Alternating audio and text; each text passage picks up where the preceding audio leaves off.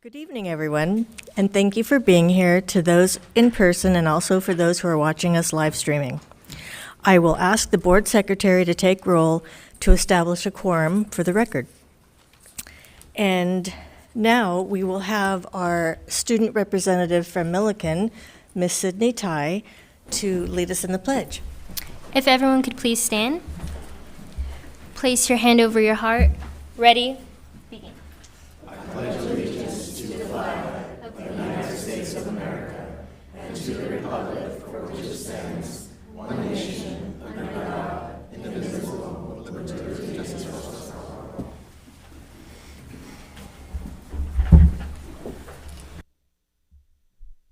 Thank you, Sydney. For those of you present in the room, the board appreciates and supports community input at our meetings. During the meeting, there will be time for the public to comment on matters on the agenda and matters not on the agenda. For those who have not already submitted a request, we have provided forms in the back of the room and also have additional copies here by the board secretary, where the board secretary is sitting. If you wish to speak during the meeting, please fill out a form now indicating your name and the agenda item you wish to address. You may also make a request to comment on an item not listed on today's agenda, as long as it is within the jurisdiction of the board. However, due to California law, full discussion on any items not listed on the agenda will have to be delayed until such a time as the item may be publicly posted in advance as a regular agenda item. Each speaker will be provided up to 3 minutes to make their comments. We provide a timer on the screen so that you can be aware of how much time you have remaining to speak. Total time for public comment will be 30 minutes.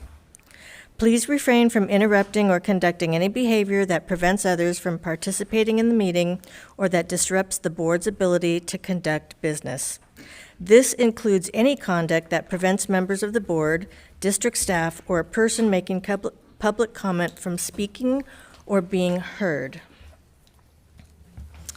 The board has been meeting in closed session regarding matters listed on today's agenda, and there were no reportable actions taken.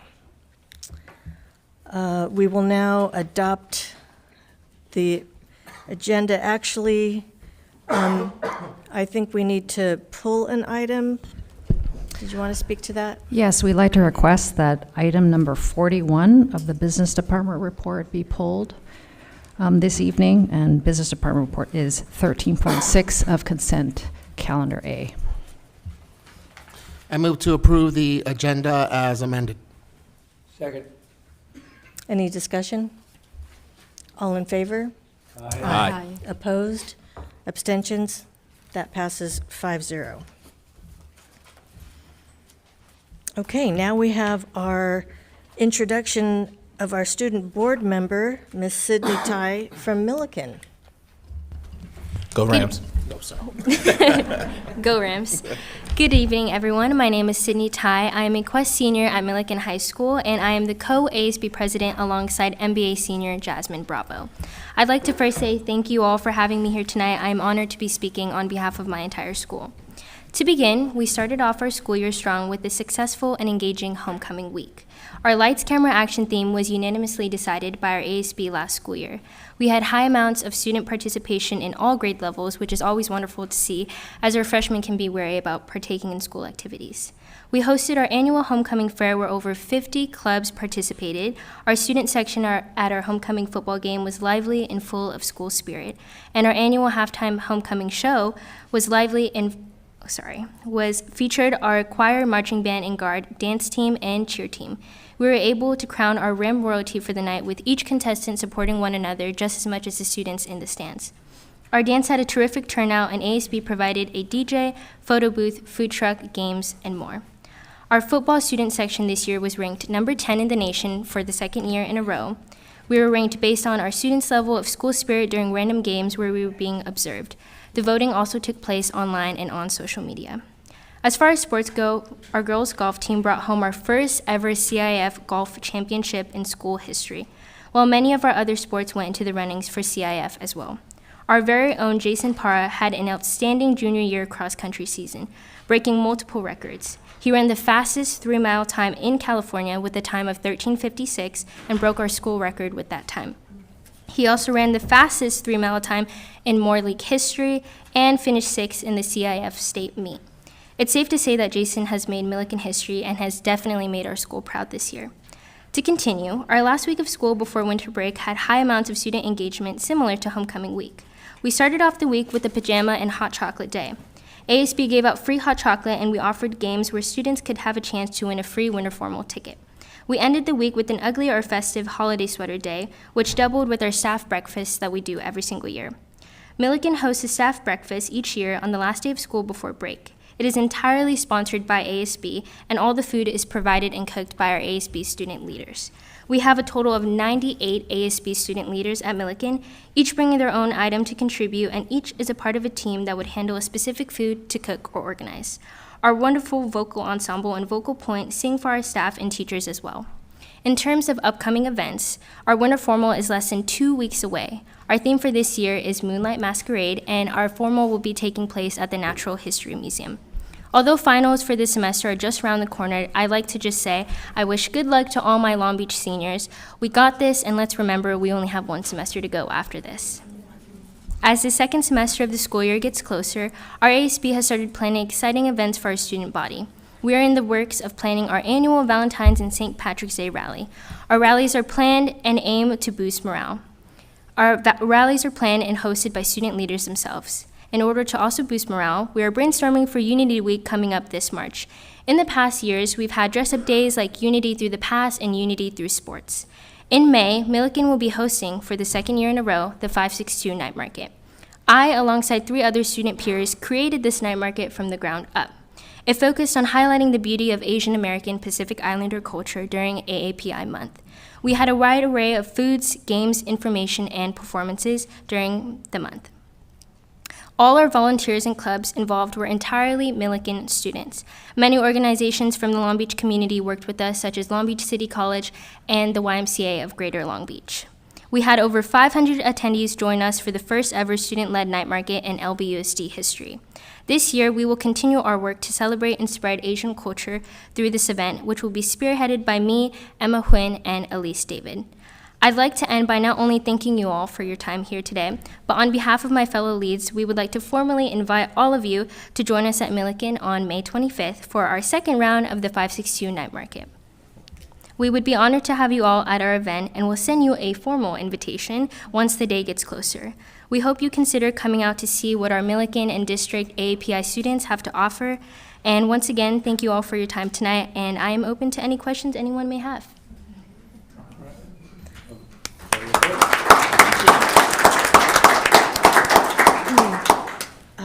Thank you, Sydney, for that very comprehensive report. Do we have any questions or comments?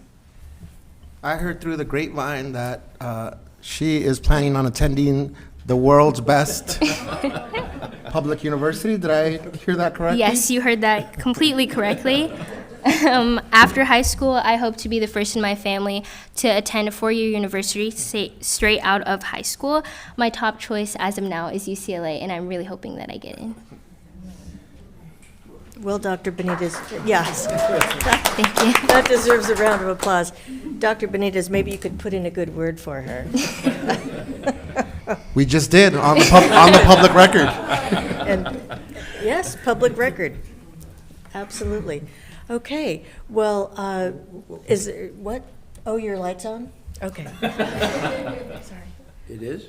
It is. Your light's on? Yeah. Well, congratulations on a very comprehensive and Thank you. an interesting report. As a fellow graduate of Milliken High School, but not a student at UCLA, I'm very proud of your accomplishments and what your Thank goals you. are. Thank you. I graduated from Milliken quite a while ago. I think it was in the 19th century, but I kind of forget, so that may mean something as well. But Good luck on your future, going to college. Do you know what you want to major in, or? I hope to major in public affairs, so I hope to one day start my own nonprofit organization. I've worked with a couple nonprofit organizations, and I really like the busy work that goes into it, and I also like the change that it makes in the world, and I hope to make my own change one day. Great. What kind of nonprofit? Do you have any idea? Focus on anything in particular?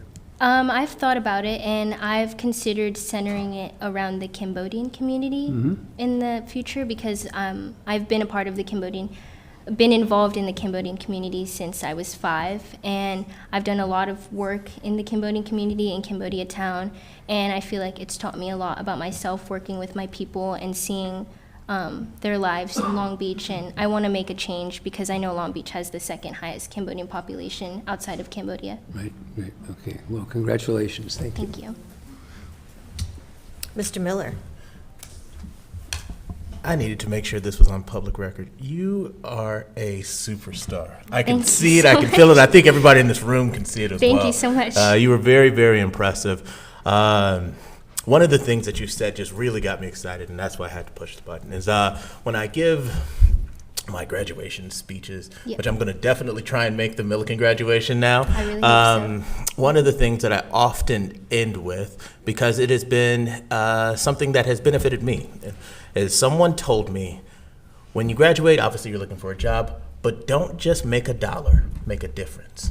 And so when you said your interest in going to the nonprofit sector and doing something so altruistic, I just was really, really excited for you, and I hope that you remember those words. So, I will thank you. remember. Thank you. Well, that's wonderful advice. I like that. So, Sydney, is there anybody in the audience you'd like to recognize? For tonight, there's no one in the audience I would like to recognize, but I do know that my mom will probably be the first person to view this video when it goes up. So, hi, Mom, I love you, and thank you for believing in me. Oh, that's very sweet. You know,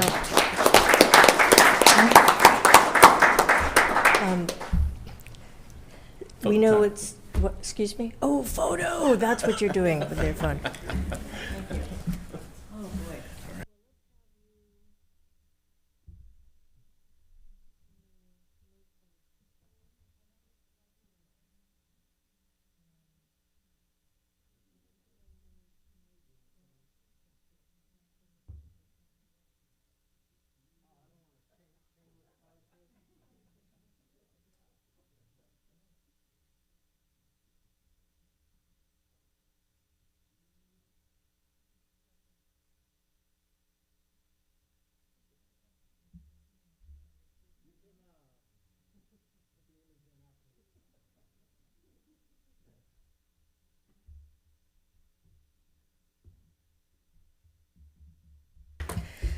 All right, thank you, everyone.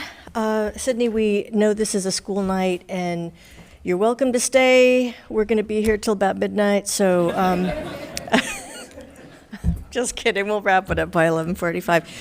But we understand you may have homework or something to do, so thank you for joining us, but we understand if you need to go. Yes, definitely a lot of homework. Thank you so much for having me once more. I hope everyone has a nice night. Thank you. Okay, back to the agenda. Ooh, we have recognitions and acknowledgements.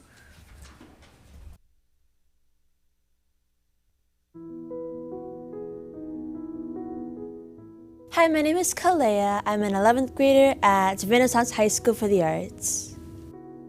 I am a pianist, well, musician in general, a singer, songwriter, author, and an artist as well. I went to Star King Elementary School. I went to Prisk Elementary for 4th and 5th grade.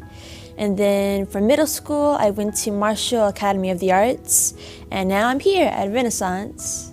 I do plan on going to the Juilliard School to study piano, composition, and conducting. I come from, I guess, a hard childhood. Growing up like that, I kind of understood how hard it was for some kids. There's a lot of people who are so creative, but sometimes they don't have the resources for it, and I would like to change that. My book is entitled Now I See When a Child's Gifts, a Vision in Music, and it's basically an autobiography of myself. It's just explaining what I went through as a child, how I grew to be who I am today, thanks to the help of friends and family, and that despite your past, you can always, have an amazing future because you can persevere and just keep moving forward.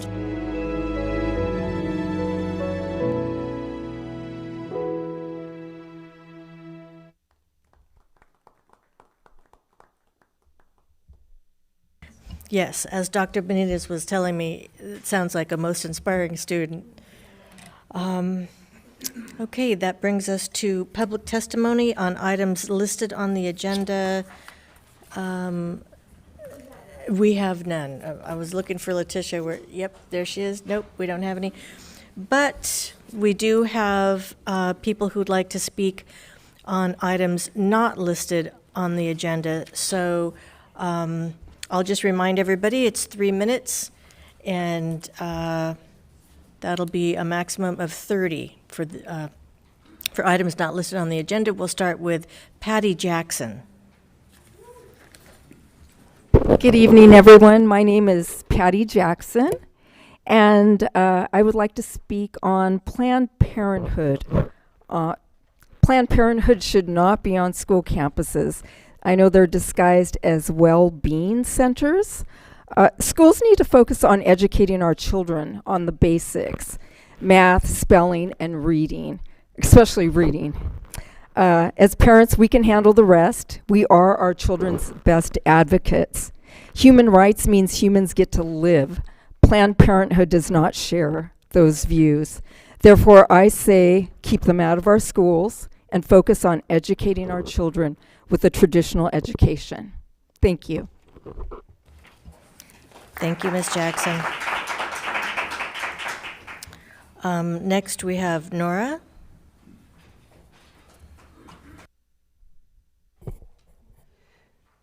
Hi, good evening. My name is Nora, and I'm a parent. I live in Long Beach. I'm here to speak out against having Planned Parenthood services on Long Beach school campuses. I believe that medical and reproductive services should be separate from education. School campuses should be reserved for teaching our children the basic education that they've been learning for years: math, science, history, reading, writing, literature, arts, and the reproductive issue is very private. It should be up to the individuals and their families. If we put those services on campus, it makes it public. Other students know they know what each other is doing, and it also subverts the parents. It doesn't involve them. I understand that, if kids are absent or if they're tardy, the parents are notified, but that they won't be notified if they seek out reproductive services on school campus, and it just isn't the right place for it. I'm a parent. My children are in high school, but they don't go to Long Beach schools, and it's too bad. But part of the reason is because I don't believe that Long Beach is open with their parents and transparent about it. I know other Long Beach parents that don't know anything about this going on, so I would like the board to please keep putting this item on the agenda, informing parents of the plans of this, because parents want to know. We do care about our kids. We do want to be part of the conversations, and we love them. And we're entrusting them to you guys for the day to make the right choices for them. I ask you if you would to encourage the board to agendize this issue and put it on there and let parents know what's happening so they can be a part of the discussion. Thank you. Thank you. Next, we have Eric Berg. Yeah, good evening. My name's Eric Berg, and I'm here to talk about the new pool construction, in particular the coaches' offices. Being a Long Beach Unified School District graduate, and a parent of 2 boys that have graduated from the district, and a teacher and coach in the district for 28 years. I wear a lot of hats, and I feel like I have a comfortable place to speak about this. But I have concerns addressing the new pools that are going to be built in Long Beach, in particular the coaches' offices that are dangerously located deep back inside the building. Having been a part of many design teams talking about safety concerns, we still feel that they exist and they're being ignored. Student safety and district employee safety, we feel, are being overlooked. Professionals in aquatics and stakeholders in the district feel our concerns are not being taken into consideration regarding the current design. We feel that it is dysfunctional and dangerous. It creates an unsafe environment in these pool decks, with supervisors unable to view the water in particular. We are unable to view and keep an eye on the water, and it puts lots of involved at risk. It is a huge liability for the district. We are all very excited about the opportunity to receive such a gift, these pools. This is wonderful, and it would be a terrible shame to be able to waste it with incorrect, unsafe, and dangerous design. So we'd really like to see that the council take a very closer look to this in the future. Thank you. Thank you. Next, we have Katie Rowe.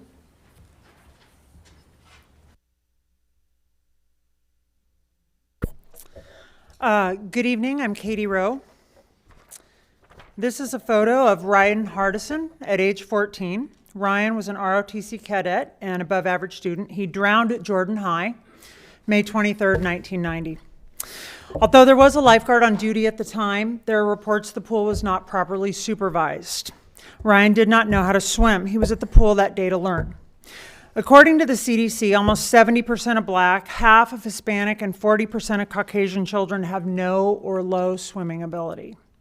Because of this, pools are dangerous places. No one drowns on a football field or a basketball court. This is why pools are built with the coaches' offices facing the pool with windows out to the pool. A pool must be under constant supervision when there is even a chance a student could be on deck. We do not provide full-time lifeguards at our high school pools. There are times when there is no lifeguard on duty at our pools.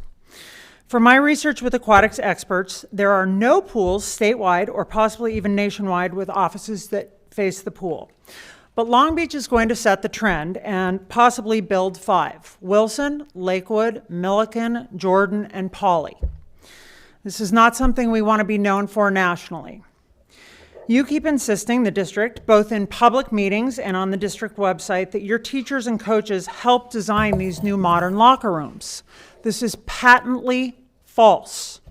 From day one, your PE teachers and coaches have told you in no uncertain terms that the coaches' offices must be in the front facing the water. You have continually ignored them. You have ignored the teachers' union calls for a facility that can be properly supervised. Your insistence on social engineering is going to put kids' lives in danger. It's going to threaten the livelihood of your employees, and it's going to cause the district to be sued. It forces females to walk through a space where males are changing. It violates the rights of religious students to not enter an area where the opposite sex is changing. It violates U.S. Olympic Committee norms of safe sport, designed to keep kids safe from predators. It allows people in the co-ed section of the locker room to look directly through the windows in at boys and girls changing in the open area in the single-sex areas. It eliminates the partnership potentially with Long Beach Parks and Rec and other organizations because of lack of safe changing space. It is time for you to stop your social experiment and return to a safe, functional design with separate gender facilities plus universal changing rooms that any student can use. Enough is enough. Do the right thing. Stop putting students' lives, employee safety, and taxpayer dollars at risk. Thank you very much. Thank you. Next, we have Isaac Huerta. Hello. Although I'm not a Long Beach resident, I am deeply concerned for the children of this generation, especially the high school age. When it comes in terms of sexual orientation and even just sexuality in general, I knew what it was like to be very promiscuous in high school, as many people do. But it is not the school's job to get involved in whether a decision is made on abortion or even my gender identity. It's not the school's job, it's the family's job. So this well-being center, although it sounds great, its well-being is not great. It's causing a division between family and child. It's causing a division between the person who's really stewarding a child's life and the child itself, himself or herself. So it's really important. I don't think it's something to be taken lightly. Sexual identity is very deep. It's very, very, very like internal. It's a very, and it is, and for another person outside of the family to be telling somebody how they should identify without the parents' consent is very, very toxic and harmful. You guys may have your opinions on what gender identity is normal, but it is not your decision to make, or the school's decision, or Planned Parenthood's, or the Wellbeing Center to affirm or anything. It's the parents' job to affirm and to steward and to guide and to not guide them into those things. It's not the government's job or the school's job or even your job. So by you taking this into the school, you're actually taking the power away from the family. That being said, I strongly advise you to agendize this extreme issue. Thank you. Thank you, Mr. Roca. Next, we have James Cadis.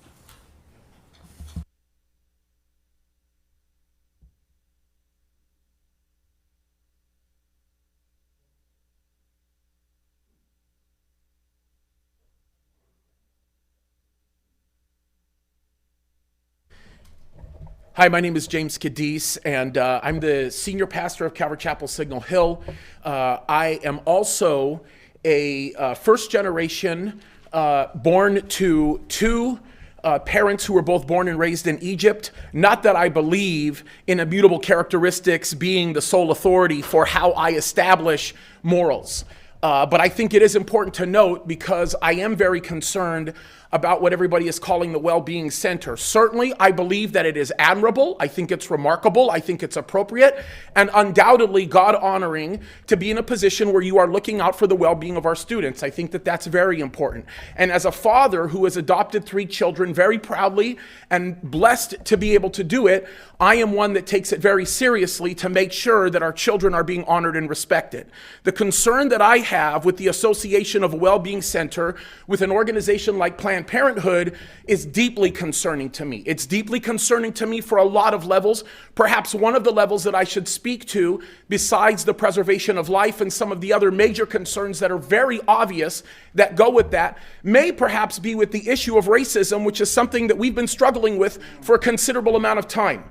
The founder of Planned Parenthood, Margaret Sanger, when she finally came back to the United States in 1916, after being basically someone fleeing from the law, came and founded Planned Parenthood with the sole purpose of eliminating the black race. She says it, it's on record. And what perhaps concerns me more than anything is the fact that 3% of the childbearing population that lives in this country, 3% are black women, yet they account for 50% of the abortions that are taking place in this country. That is remarkably egregious. It is absolutely racist. It is completely inappropriate. And I think it's even more astounding, eye-opening, and remarkable to me to consider the fact that we are launching this well-being center in the school that I understand has the highest population of black students. Perhaps what we need to focus on are the relationships that exist within families that profoundly affect the behaviors from a sociological perspective that exist within children and as they mature. I think we need to start developing communication mechanisms that bring people together as opposed to the critical race theory idea that continues to divide and bring people into a different perspective. I speak from the perspective of a mother and father who gave me the opportunity to be born and raised in the greatest country in the world, and I adamantly hate and oppose racism. I think racism is destructive. I think it's evil. I think it's remarkably hateful. And that's why we have an obligation as educators to make sure we thoroughly vet what organizations we make associations with, particularly Planned Parenthood. Thank you. God bless you. I appreciate the time you've given me. God bless you. Thank you. Next, we have Stephanie Perez.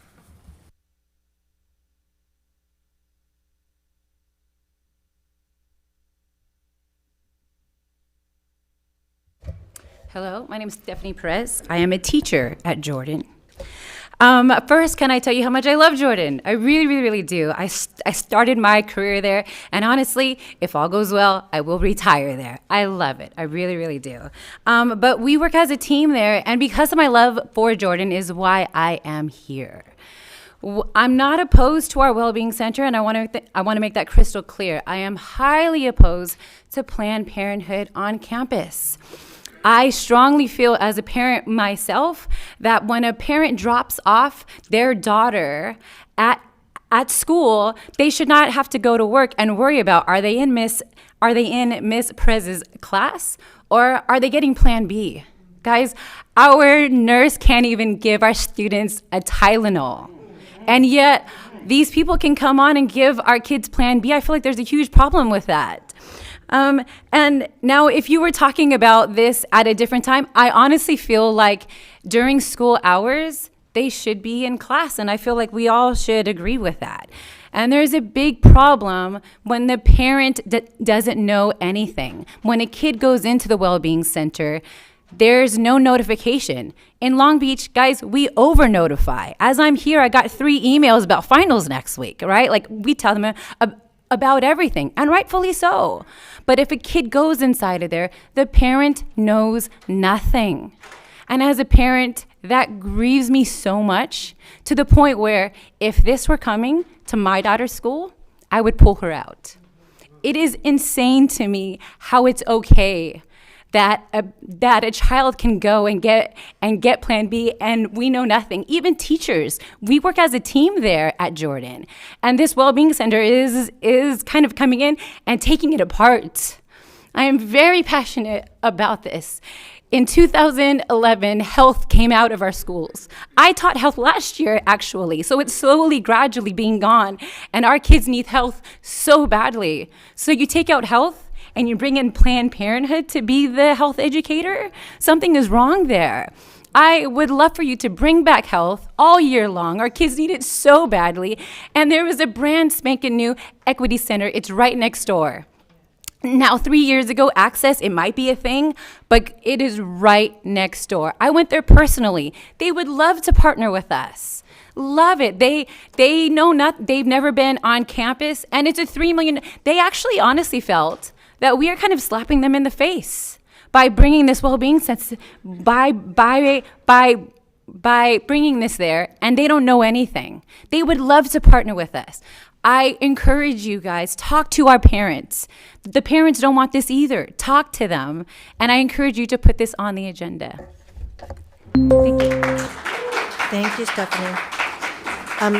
Next, we have Lee O'Day.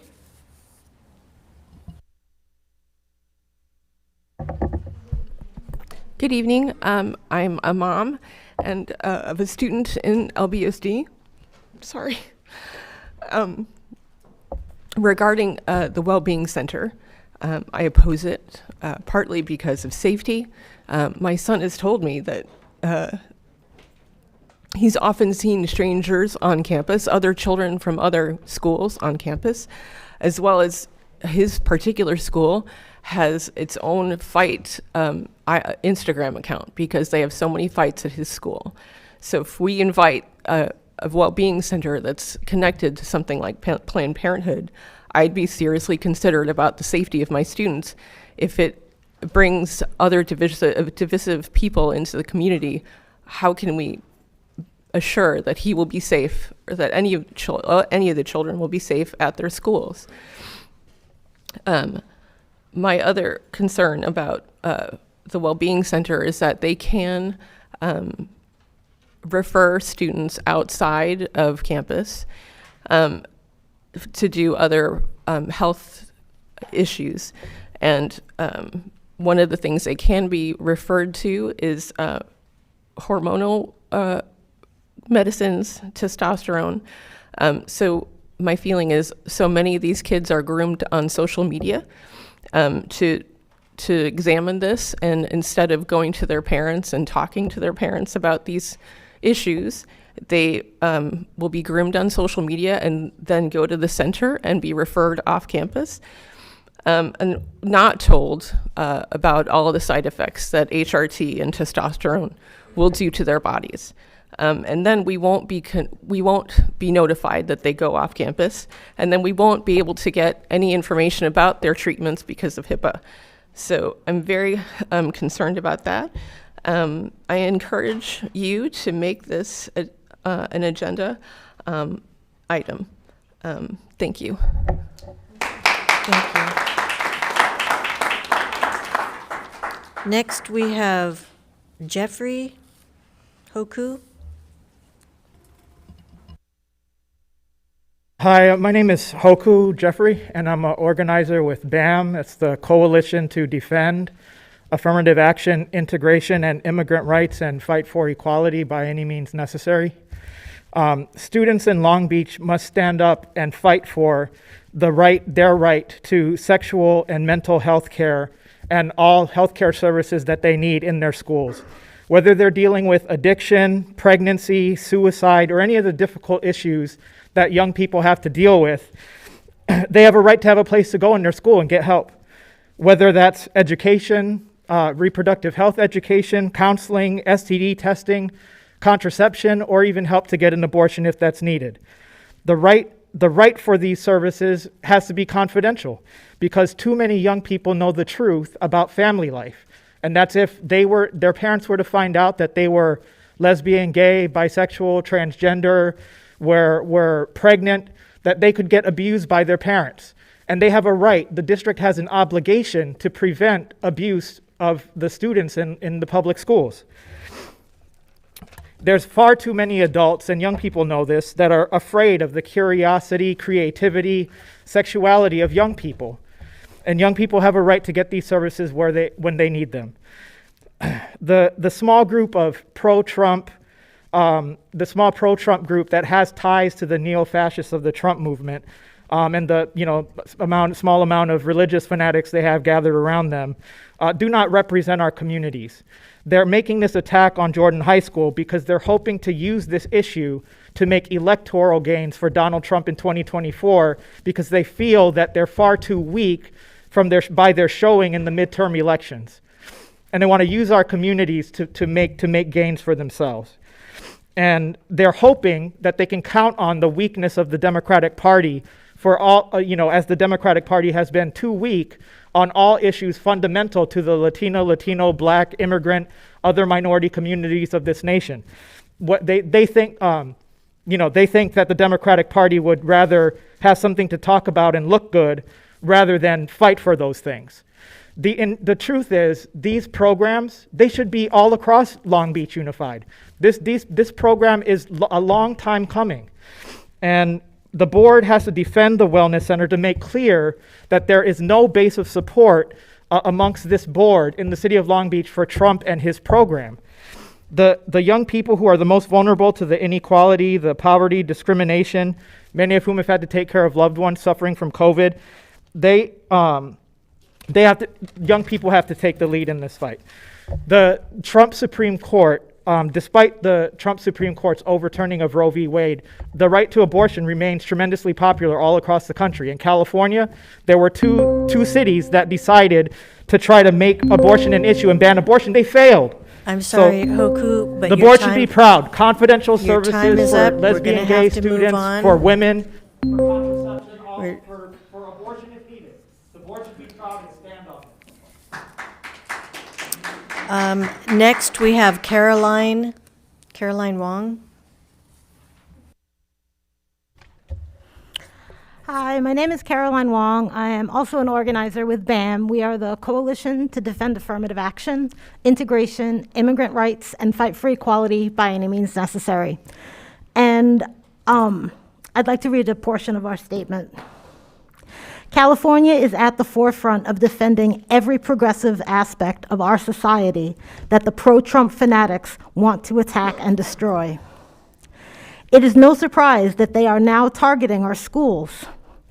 We have a responsibility to deal with them, to deal them another defeat and prevent their twisted and backward dream of turning this country into a place where minorities, immigrants, LGBT+, women and youth have no rights and are treated as second-class citizens.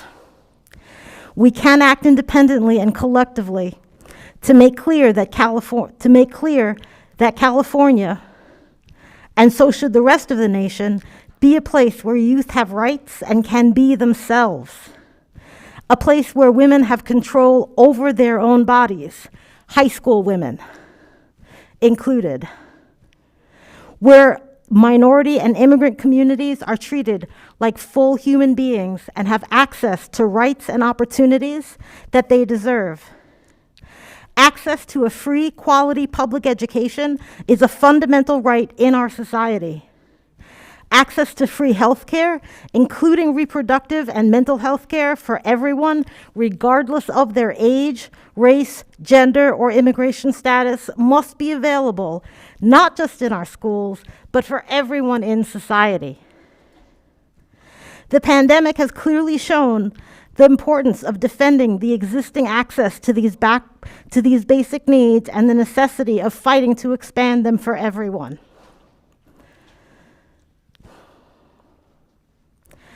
At a time when the capitalists and corporations, with the help of the backward and fanatical forces, are trying to take away these fundamental rights, only our movement can defeat them if we act collectively now and fight for the kind of world we want to live in. That means that as a school board, you all must support the continuing expansion of the well-being centers, including the partnership with Planned Parenthood. It's fundamental to the lives, the everyday lives of young people who are oppressed in so many ways, and so many ways have to try to navigate and grow up without the guidance of their family, because their families so frequently are the ones that oppress them. And so I just wanted to call on you to just continue the expansion. It's a great thing that you're doing and must be continued. I'd like to leave a copy of the flyer with you all. Is that possible? You can leave that with our secretary. Thank you. Next up, we have Stephanie Gutierrez.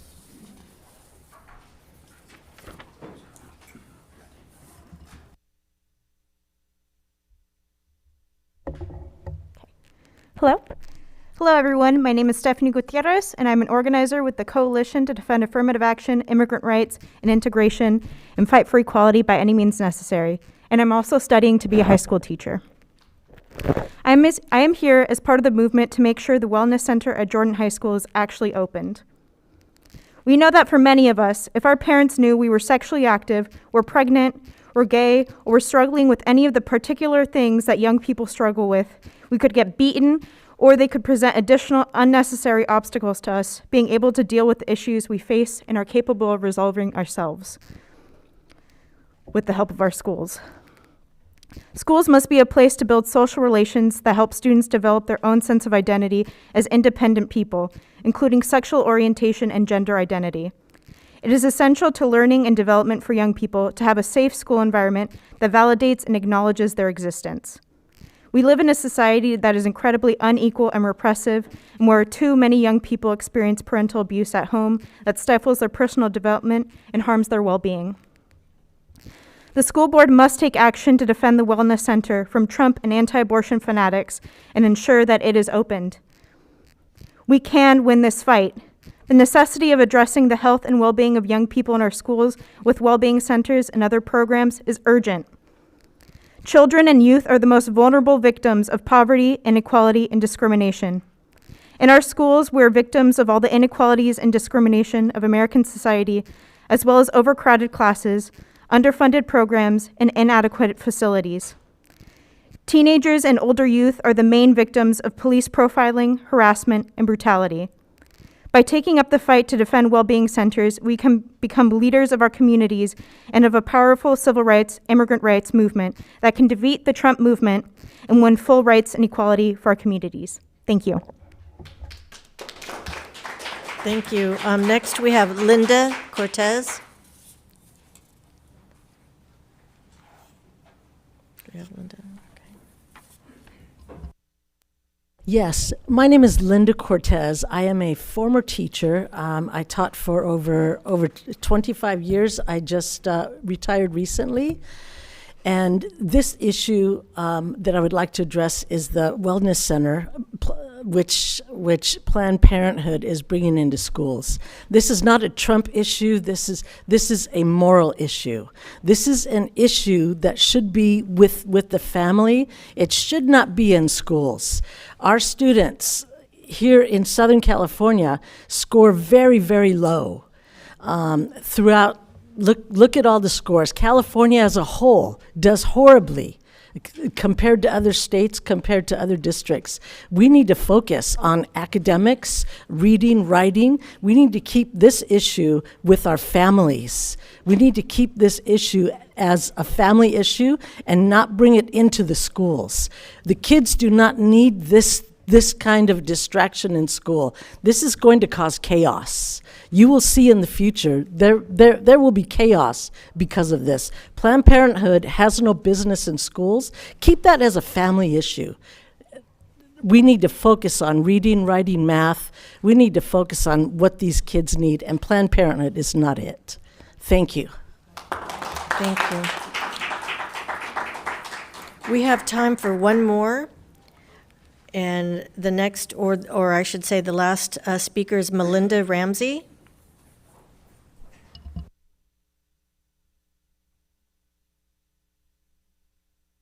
Hello, I'm Melinda Ramsey. I'm a math teacher at Jordan High School. Thank you for letting me speak. I want students in class.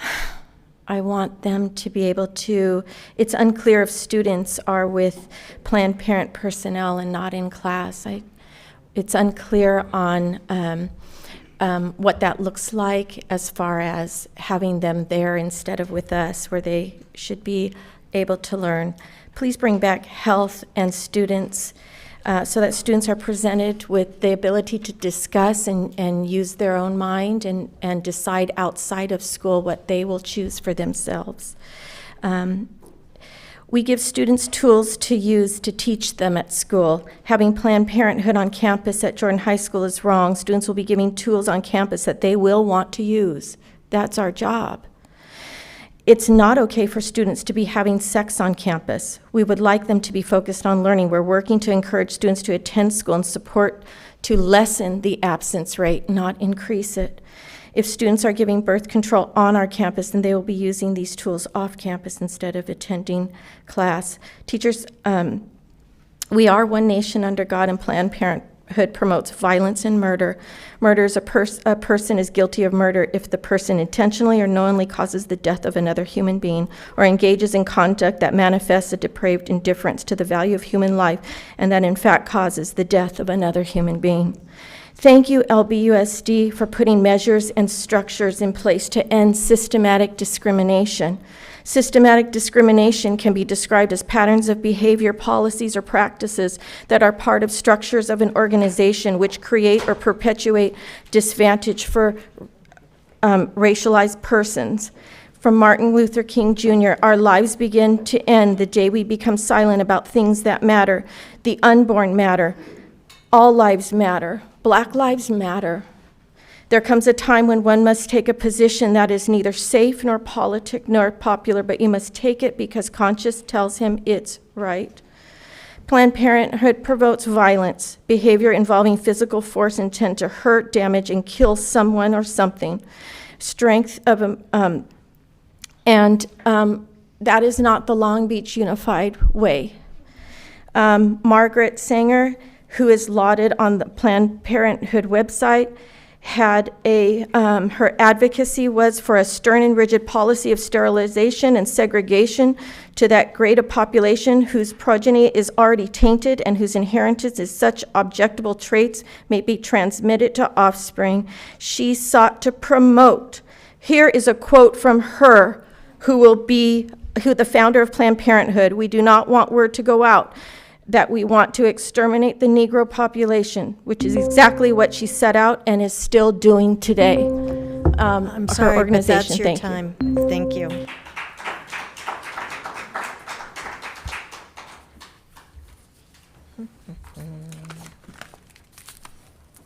So next on the agenda, we have the consent calendar. And this consent calendar groups the approval of routine agenda items into one action for efficiency and to allow the board to focus on our meetings more, and to allow the board to focus our meetings more on student outcomes and other key issues of the district. Are there any requests from the board to pull an item from the consent calendar at this time? Yes, Madam Chair.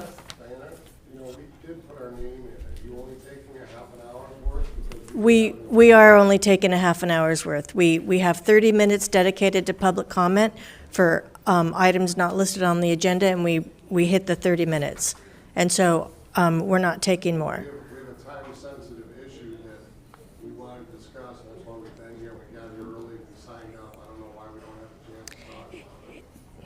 Can your issue be addressed by staff?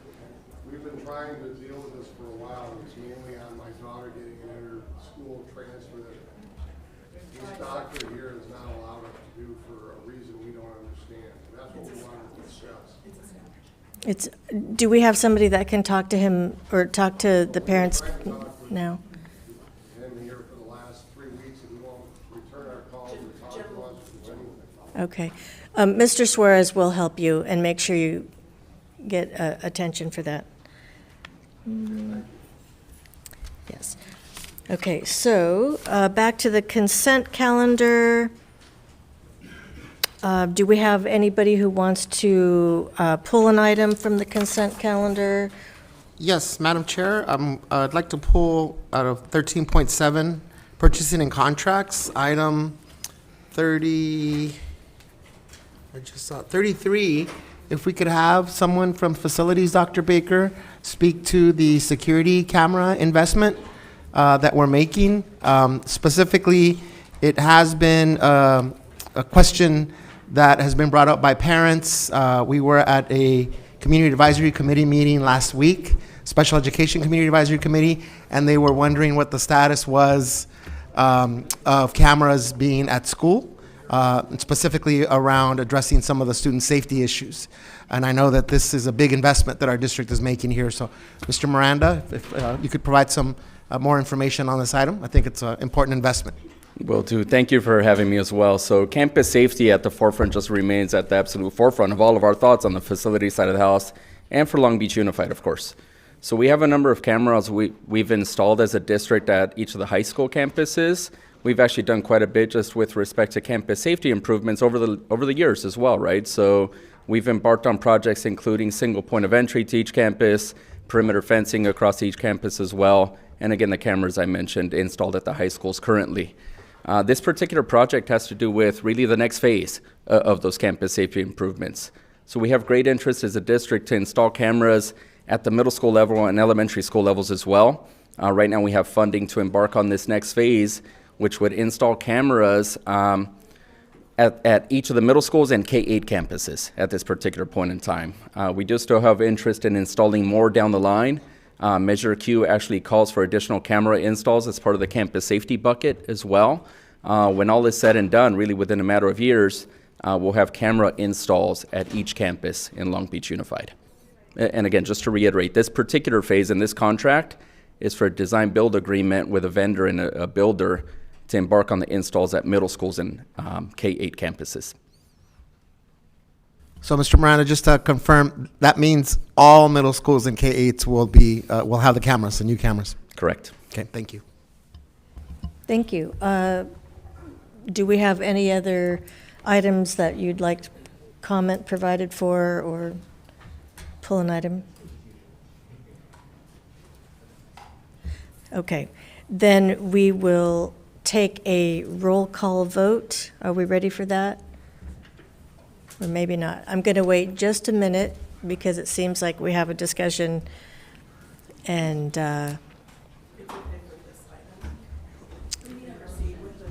I move to approve consent calendar A. do I have a second? Second. Okay. The other one's both for comment only. Well, we've had a motion and a second, so we can have discussion. If you have a question, this is a time you can ask. The item that was just commented on, that was part of the consent calendar? Yes. Was it pulled from the consent calendar? No. Thank you. It was just, yeah. We're just bringing attention to that. Fine. Do we have any other discussion on anything on the consent calendar? Just the cost per, the average cost per school. If I look at the cost and the number of schools, we're looking at about $190,000, a little bit over that.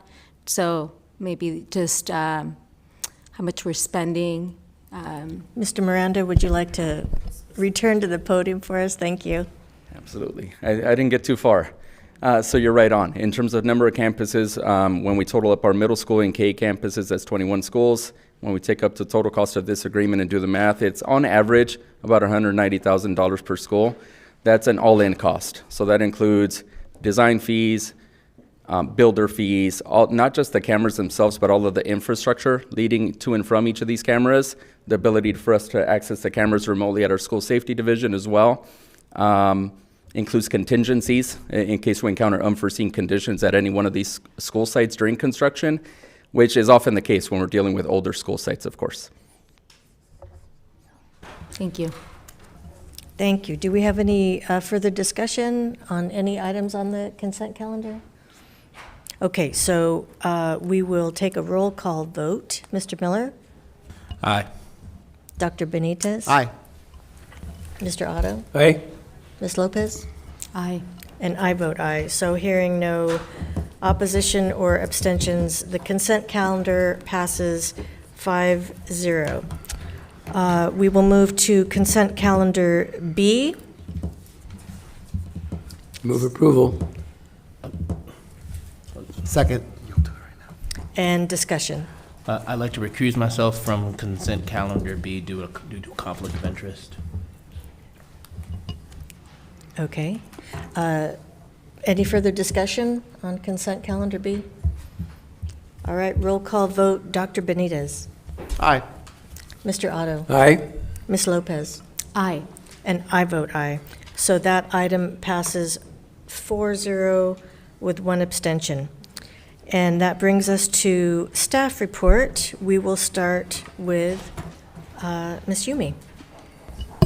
Sure, I'm happy to introduce Gemma Tashinsky from Clifton, Larson & Allen, our audit firm, to discuss the independent audit report for 21-22 and our financial and performance audits for the Measure K and E bond programs.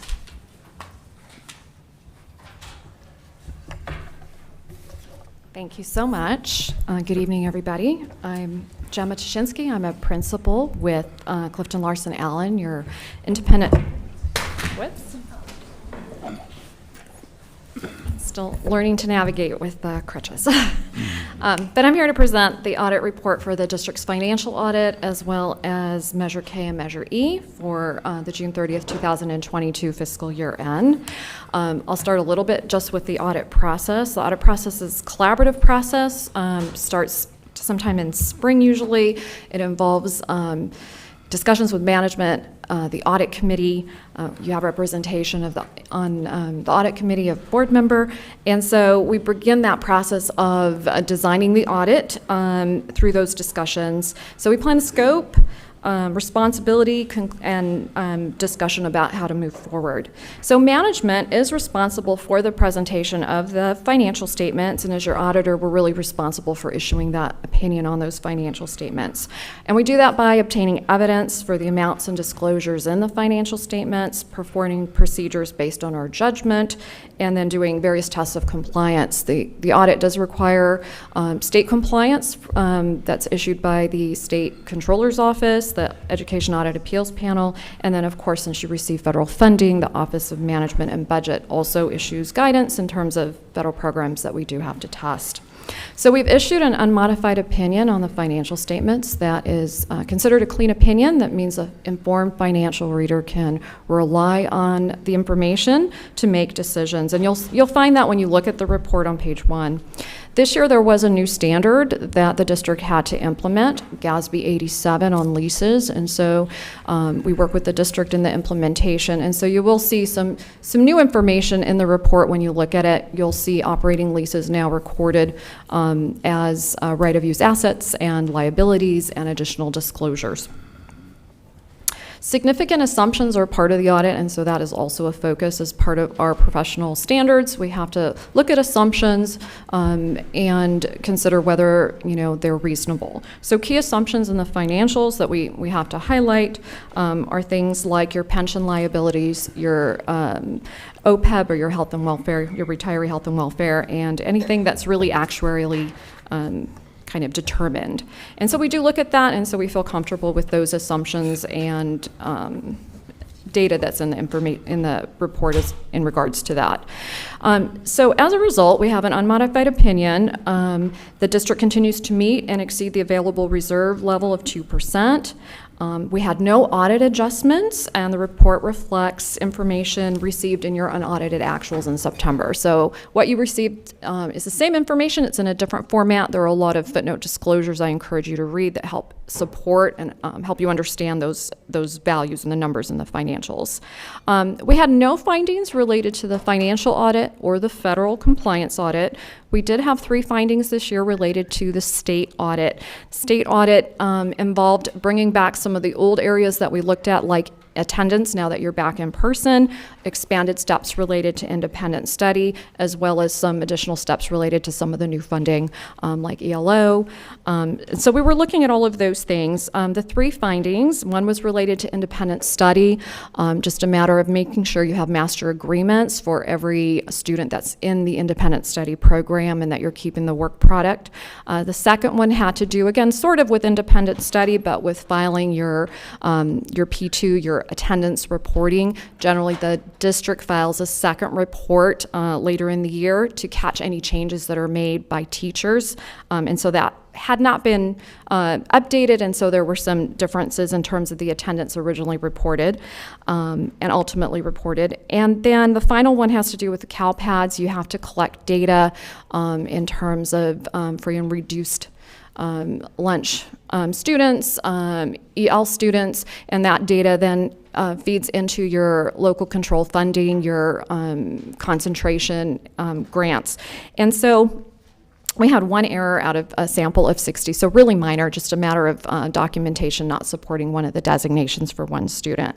So nothing that had a financial impact to this year's audit because attendance is paid on the grade of prior year or current year, and there's a lot of different changes happening there in terms of the calculation. So no direct funding impact currently. In terms of our federal audit this year, we looked at special education, Title II, teacher quality, Head Start, and then of course the CARES Act funding. We're required to look at that as long as you have funding to spend. So we did look at your ESSER and GEAR funds, and then you did have a program from LA County where you were offering COVID-19 testing. You were receiving funds from LA County, and we had to test that as well. So no findings related to the federal programs. So just great job in terms of no adjustments and just a few minor findings. And then in terms of the bond audit, we perform both a financial and a performance audit. The financial audit, similar to your district-wide financial audit, looks to see that the financial information is fairly stated. We issued an unmodified opinion on that as well.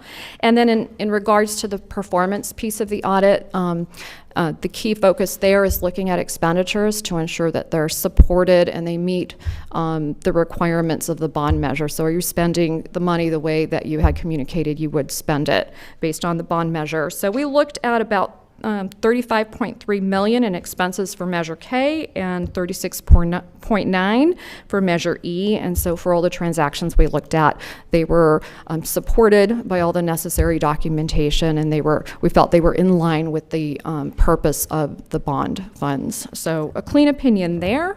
I just want to publicly thank everybody in the district that helps us through this process. There are a lot of people. It's a large district.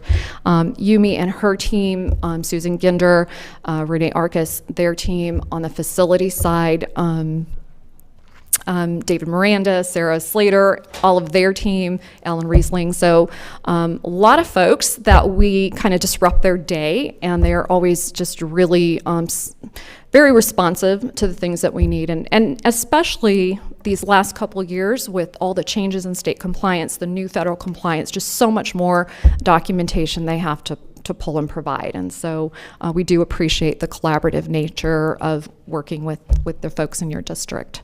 So I'm happy to answer any questions about anything specific in the report. Well, do we have any questions? Dr. Benitez? Yes, thank you, Gemma. Hopefully full recovery on whatever injury Almost you have. there, almost there. Gemma, I know that the goal is no findings, and even though the findings were minor, the 3 that you referenced, can you talk to us about how the findings are either corrected or addressed, or what happens with the findings? Exactly. So you'll see in the report the district is required to respond. So there is a specific response on how they're going to address making sure that documentation is there, whether it's additional training, setting up procedures. One of them was one minor, chances are you may not always find something might be misfiled. But just having a good procedure to ensure that you kind of, minimize the risk of reoccurrence. And next year we will revisit the findings to see have they been resolved. Are we seeing, similar issues again? So we always have to look back the following year to see what's been done. Thank you. Are there any other questions? Thank you very much, and thank you to our facilities teams and our financial teams for all their work with these audits. That represents a lot of work. And that brings us to 15.4 strategic plan update. So I will ask Viva to come to the podium.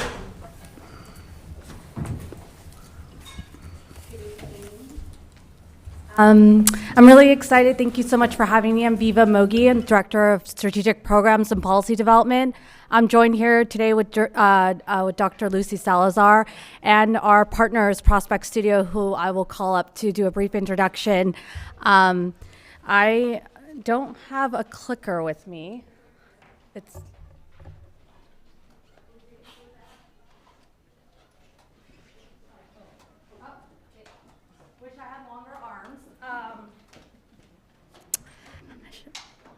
All right.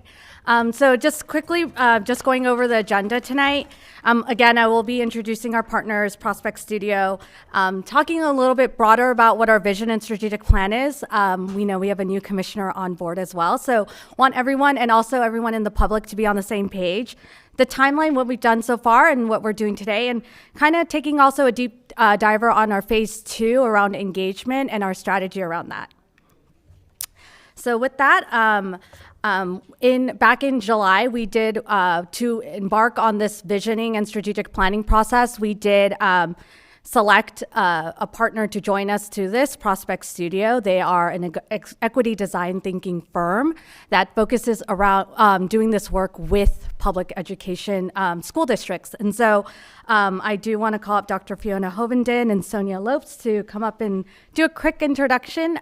Some of y'all have met them from the mini session, but we know the public has not met Prospect Studio yet, so.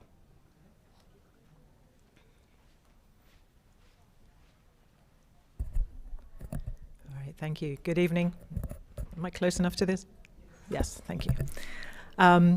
It's good to be here. My name is Dr. Fiona Hovenden. I'm originally from London. I'm a mom, and I'm the founder of Prospect Studio. Viva had asked both Sonia and myself to give quick introductions of some of our background, and we're both, getting long in the tooth, and we've done a lot of things, so I'm going to try and make this really quick. But I started out my career in academia in AI when that was popular the last time around, computer science and qualitative research, and then I went into innovation and strategic foresight consulting, which I've been doing now for sort of over 20 years, 25 years. And primarily my focus areas have been in education with a little bit of work in sustainability. Along the way, I also trained as a psychotherapist, and I worked as a psychotherapist for a while, including a stint as a bereavement counselor in a couple of schools in the Bayview district in San Francisco. And I've also had the opportunity to teach on and off over the last 30 years, which I very much enjoy. I've primarily taught adults, so master's students, returning adults retraining, that kind of thing. So the thread through all the different pieces of the work has been a commitment to education, which I really believe is the best lever we have to create positive change for individuals and for communities. So that's kind of part of the reason for Prospect Studio. And as Viva mentioned, we combine a couple of things. We combine equity-centered design in our work with our partners and their communities, and strategic foresight. And one of the reasons for that is really sort of emphasizing that idea of looking into the future, because education literally creates the future every day. You're creating young minds and sort of helping young people to think about the futures that they want to create for themselves and their communities. So really, the idea of bringing that thinking sort of front and center into our work in education is very important. The other reason for it is that stepping into the future gives us a kind of creative space to start to think differently about some of the more intractable problems that we have. We know we can't sort of change things by doing the same things that we've always done. So stepping into the future is a kind of an imaginative move as well that helps us to think differently about that.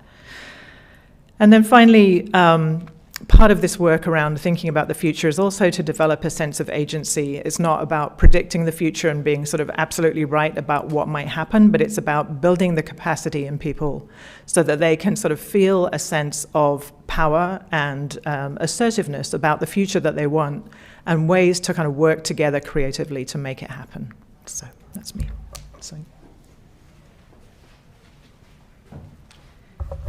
I always follow Fiona and have to bring the microphone down like about 2 feet. And she wore heels tonight, so my challenge.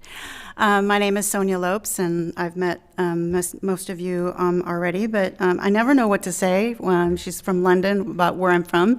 I was born in Tokyo, but left as a young child and moved all over the world. So I guess I'm from the world. My dad was in the military, so I'm a military brat. I also have a compilation of some strange experiences maybe, and careers that don't seem to fit together necessarily. Started off as an electrical engineer, and then I also spent about 12 years in the Air Force. I'm a veteran. During those years, I was a special agent working in counterintelligence ops, and shifted to public education. So that's a little bit of a story I won't go into here, but there really began my career in data and building data systems in schools, the Annenberg, if you remember the Annenberg era. So that's when my entry into education.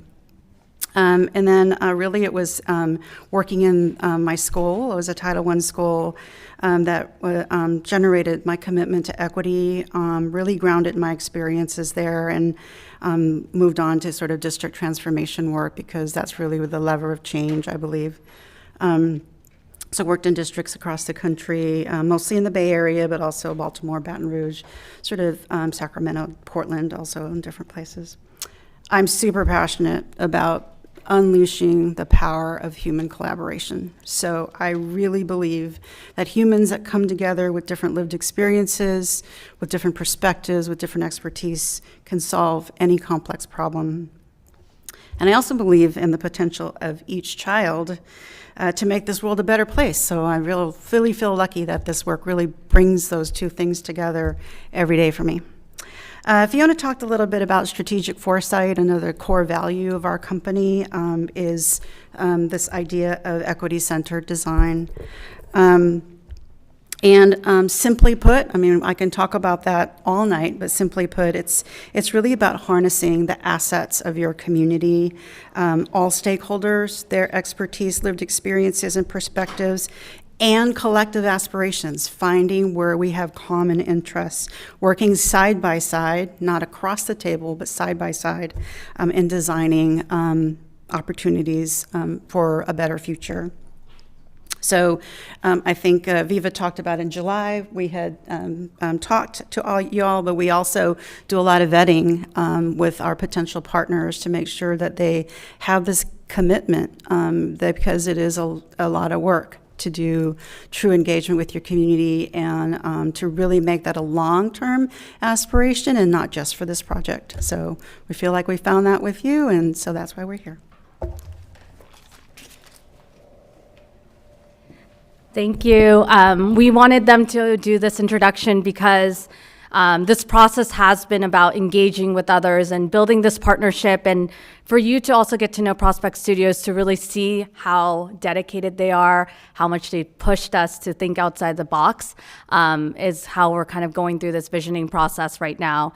And so what we're doing is this school year, we're spending the year getting to take a deeper engagement with our stakeholders. And when we talk about our stakeholders, not just our community members and our families, but also our students, our staff, our teachers, our principals, our, all staff when we talk about them, and to think about how can we create a vision, and that what comes out of this vision are the 4 key components that are listed up here, which is a graduate portrait. Our center is our students always, but and then we're asking questions, what do they need to thrive and into the future? And so what can we as a district provide that? Additionally, it's an adult portrait. An adult portrait is there to support the child, to support our students to be able to thrive. So how can we support, what do the adults need to support our students?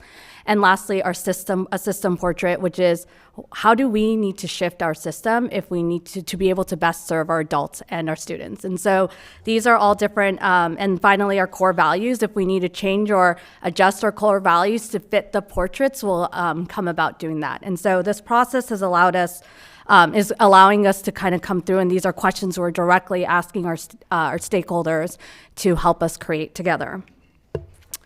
A vision, as mentioned before, it's an aspirational goal. It's our horizon point, as we've said in some of our meetings.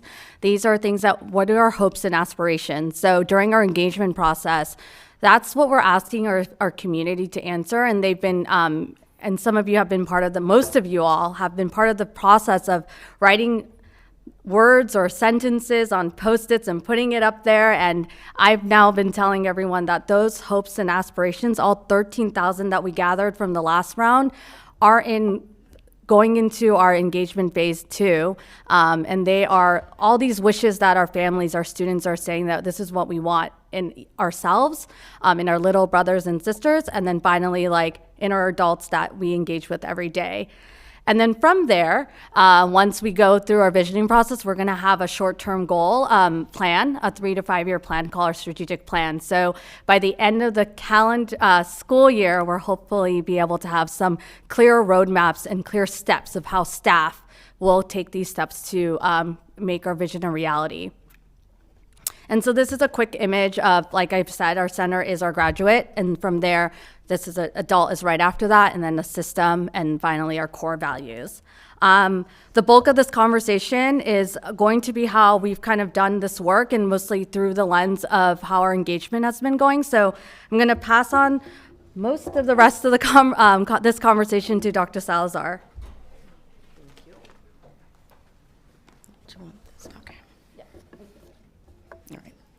Hi. So thank you, Viva. Thank you, Fiona, and thank you, Sonia. So I'm glad to be here with everyone. So I'm hoping that you are doing well. And I wanted to take this moment, and as I'm up here, I wanted to be able to review a few of the highlights from phase one, but also give you an update and just share with you about what phase two is looking like and what it's shaping to be. So what we know to be true, and let's see if I remember how to use this. No, and yes. Okay. So what we know to be true is that reimagining education, and reimagining education specifically in LBUSD, will happen as we stay attuned to the voices of our community, both internally and externally. So when we talk about community today, we're talking about not just our community stakeholders and our partners, our parents, those that are not in our schools, but we are also including our internal community, our staff, our students, both teaching and non-teaching staff, our school site leaders, our department leaders, and everyone that works in many of our departments. So this means that we have to shift away, or we have to shift from involving, just simply involving and informing our community, and we need to be able to shift in ways that is permeated throughout our district. So we need to move into a more of a collaborative and partnering stance so that we can develop this vision for 2035. Again, keeping in mind our kindergartners that are currently in our schools. So it means less doing to and more doing with. And we do that by obtaining feedback in a way that brings us a change that we are hoping to get, and the change that our community in the past has requested of us. We are in this process together, and so we know and we have to understand the value of every interaction with our community. We are and we will continue to be in spaces that allow us to socialize, to listen, to acknowledge the assets of our community as we are shaping and building our relational trust with them so that we can move into our future. So as a reminder, if you've seen this visual before, if not, what this is, it's a visual that guides the teams. And so when I see the team, I mean the core team, as well as our guiding coalition. And it's a group of about 90 people in our guiding coalition, but we also have a smaller core team that comprises a variety of our departments. And it's all staff in our core team. So this visual not only guides the team on the process, but that we've embarked upon to create the vision and the strategic plan, but it also gives us a time frame or the timeline for this process. We're a little bit about third of the way through the process and through the 3 phases of this process. And we are at this point right now where we are coming back to our community for input and asking them for some feedback and asking them, so are we getting this right? Are we listening the way you need us to listen, the way we are hoping we're listening, and what are we missing? And so we're excited for this next phase of our process. So before we begin, I'd like to ask Fiona to come back. I'd like for her, if possible, to share some highlights of what happened during our first phase, our discovery phase. So if okay with you, Fiona? And then I'll come right back and keep talking about phase 2. My turn to see if I'm going to press this the right direction. No. It's a big button. Okay. All right.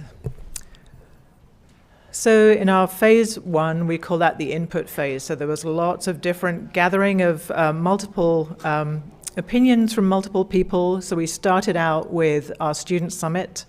We had 750 students. I think every high school and middle school participated and sent some students along to that.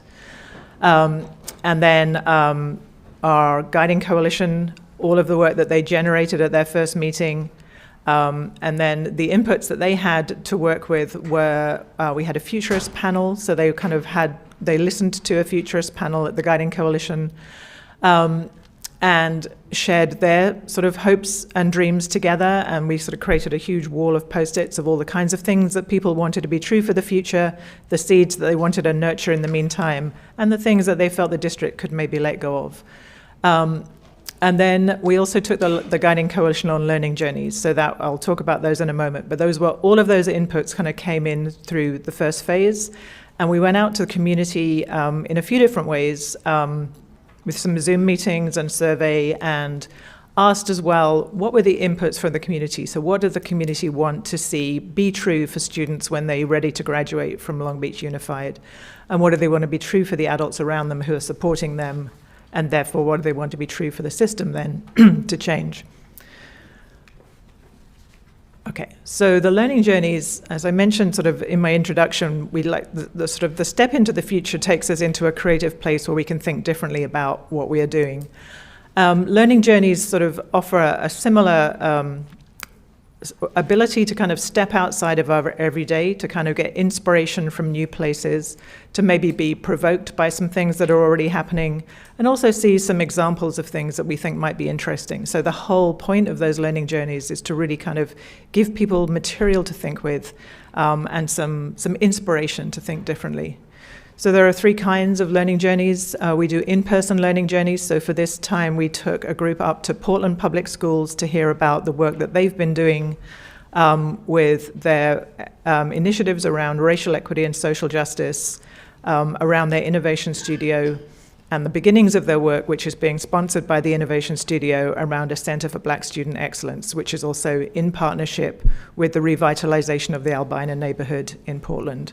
So we had some discussion with the school district there, and then went out to visit partners in the community. We also created a microsite, so that's a collection, sort of curated collection of lots of different interesting ideas in education from around the world. So from sort of pre-K through post-secondary education examples, and also some trend reports around the future of work, the kinds of things we might be expecting around that might change life, the everyday life in the future, around food production, things like that. So a chance for people to explore a website with lots of different examples that they could then dig deeper on if they wanted to. And then through the pandemic, we've learned that we can't go out always to do physical learning journeys, so we've started doing live virtual visits.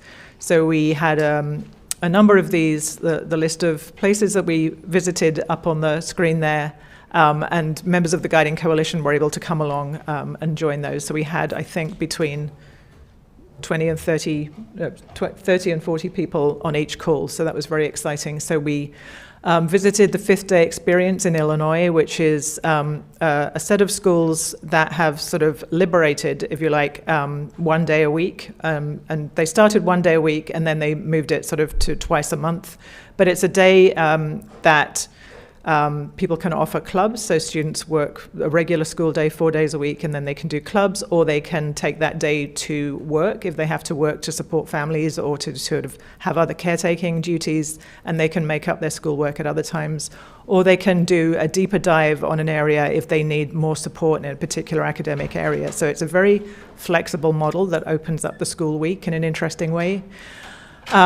We went to the Vista Innovation and Design Academy, which uses a design thinking process, both in the way they've kind of approached the design of their campus, but also in how students do their work. And then we also went to Design 39 in a virtual visit, which has a similar sort of process of using design thinking and a very much empowering students to own their learning and sort of follow their interests in a variety of ways.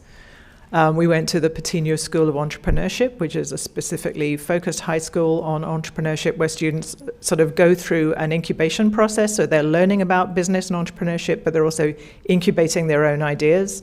So some amazing ideas. We got to hear from some seniors about how they'd evolved their projects over the time that they were at school, and then the sort of the launching of the ideas and what they wanted to do with their businesses in the future.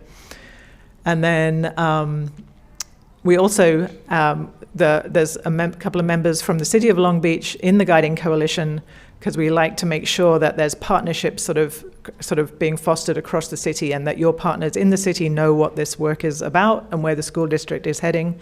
And they also offered us a virtual learning journey, so we got to hear about their strategic planning process and the plans that they have for the future. So it was enabled people to start thinking and making connections between those two bodies of work.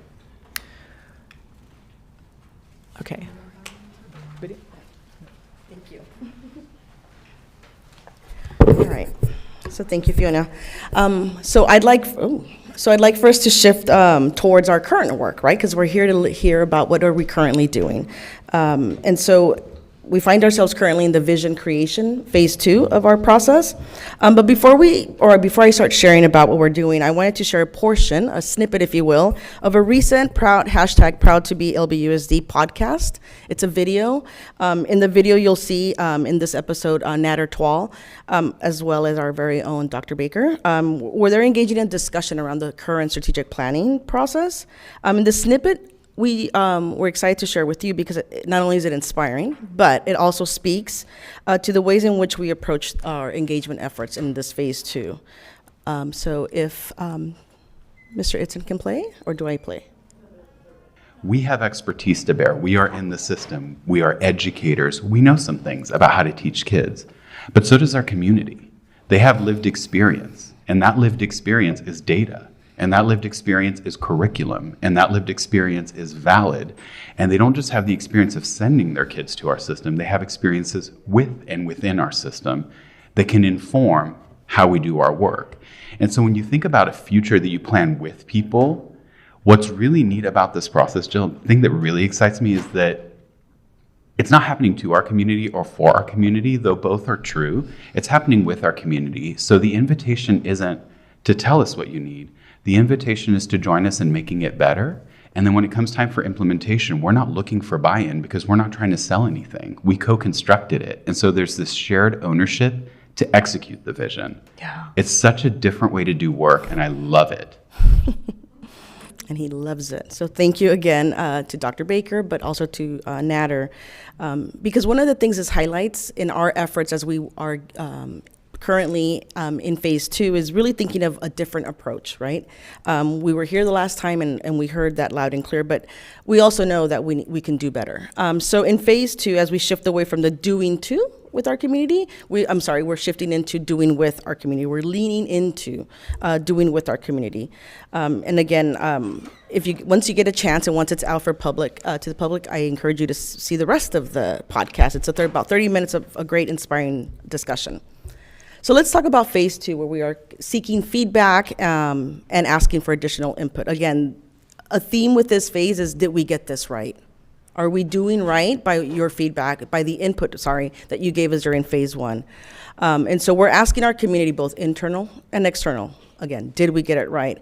And again, we take inspiration and we consider what is possible for our students. What do we want to be true for our graduates? What do we want to be true for our adults if they are to be supportive of our graduates? And then lastly, how do we need to shift in order for that to happen? What does our system need to shift into and away from so that we are able to support adults and graduates in LBUSD?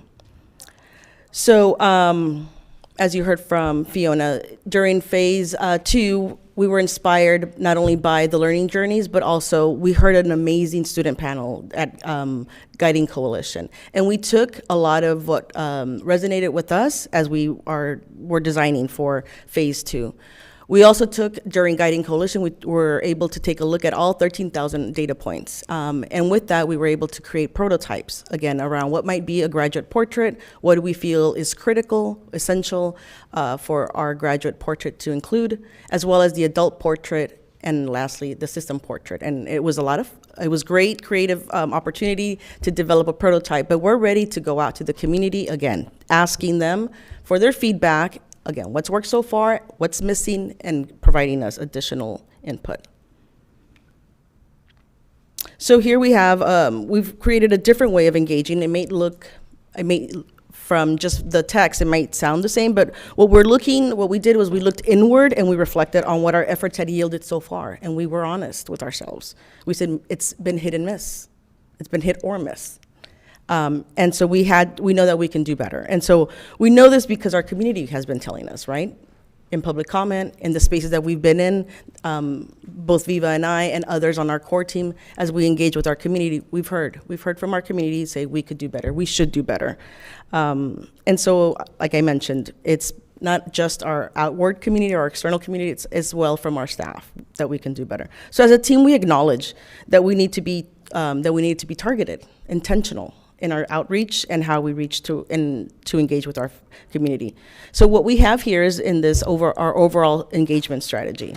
We see that we have opportunities to engage with our whole community, but we are also, for example, taking a look at how we are have planned for our engagement session that's coming up this Saturday at Dooley, this Saturday. So we recognize that schools are support hubs, right? And we want to leverage those relationships that schools have.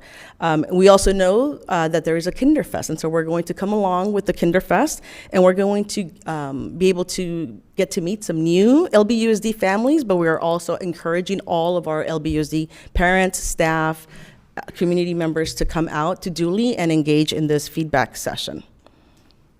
We also heard from Guiding Coalition that there was not enough staff, specifically teaching staff, represented in Guiding Coalition. And so because of that, you'll see here that at the TRC, for several days, for next week, we have created specific opportunities for our teaching staff, our site staff, both teaching and non-teaching, to come by, as well as staff that might be in our different departments across our district. We also know that not everyone is able or ready to come and be in person with each other. And so for that, we are still holding a survey for our families and our parents, our community members, our staff, to be able to engage and provide their feedback through a survey as well. We also have self-guided, self-paced installations for our teachers, as I mentioned. And that will be very much how our Dooley event will be. It's an open house where you come at any time. You don't have to come for the entire time. So whatever works for our community, and we will be there waiting for you and able to guide you as needed. But of course, students are the center. We are centering students throughout this whole process, and we will continue to lead in person. And actually, they've requested to continue to lead their peers through this process, which we are very excited about. But we are also able to continue to lift their voices, student voices, and diversify student voices by holding some Zoom sessions in the coming days across several schools. So overall, we have in-person opportunities, we have large community sessions, which I'll say a little bit more about in the next slide. We have a static display both for staff, but also through our open house at Dooley, as well as some Zoom sessions to provide opportunities as needed for the variety of needs of our community.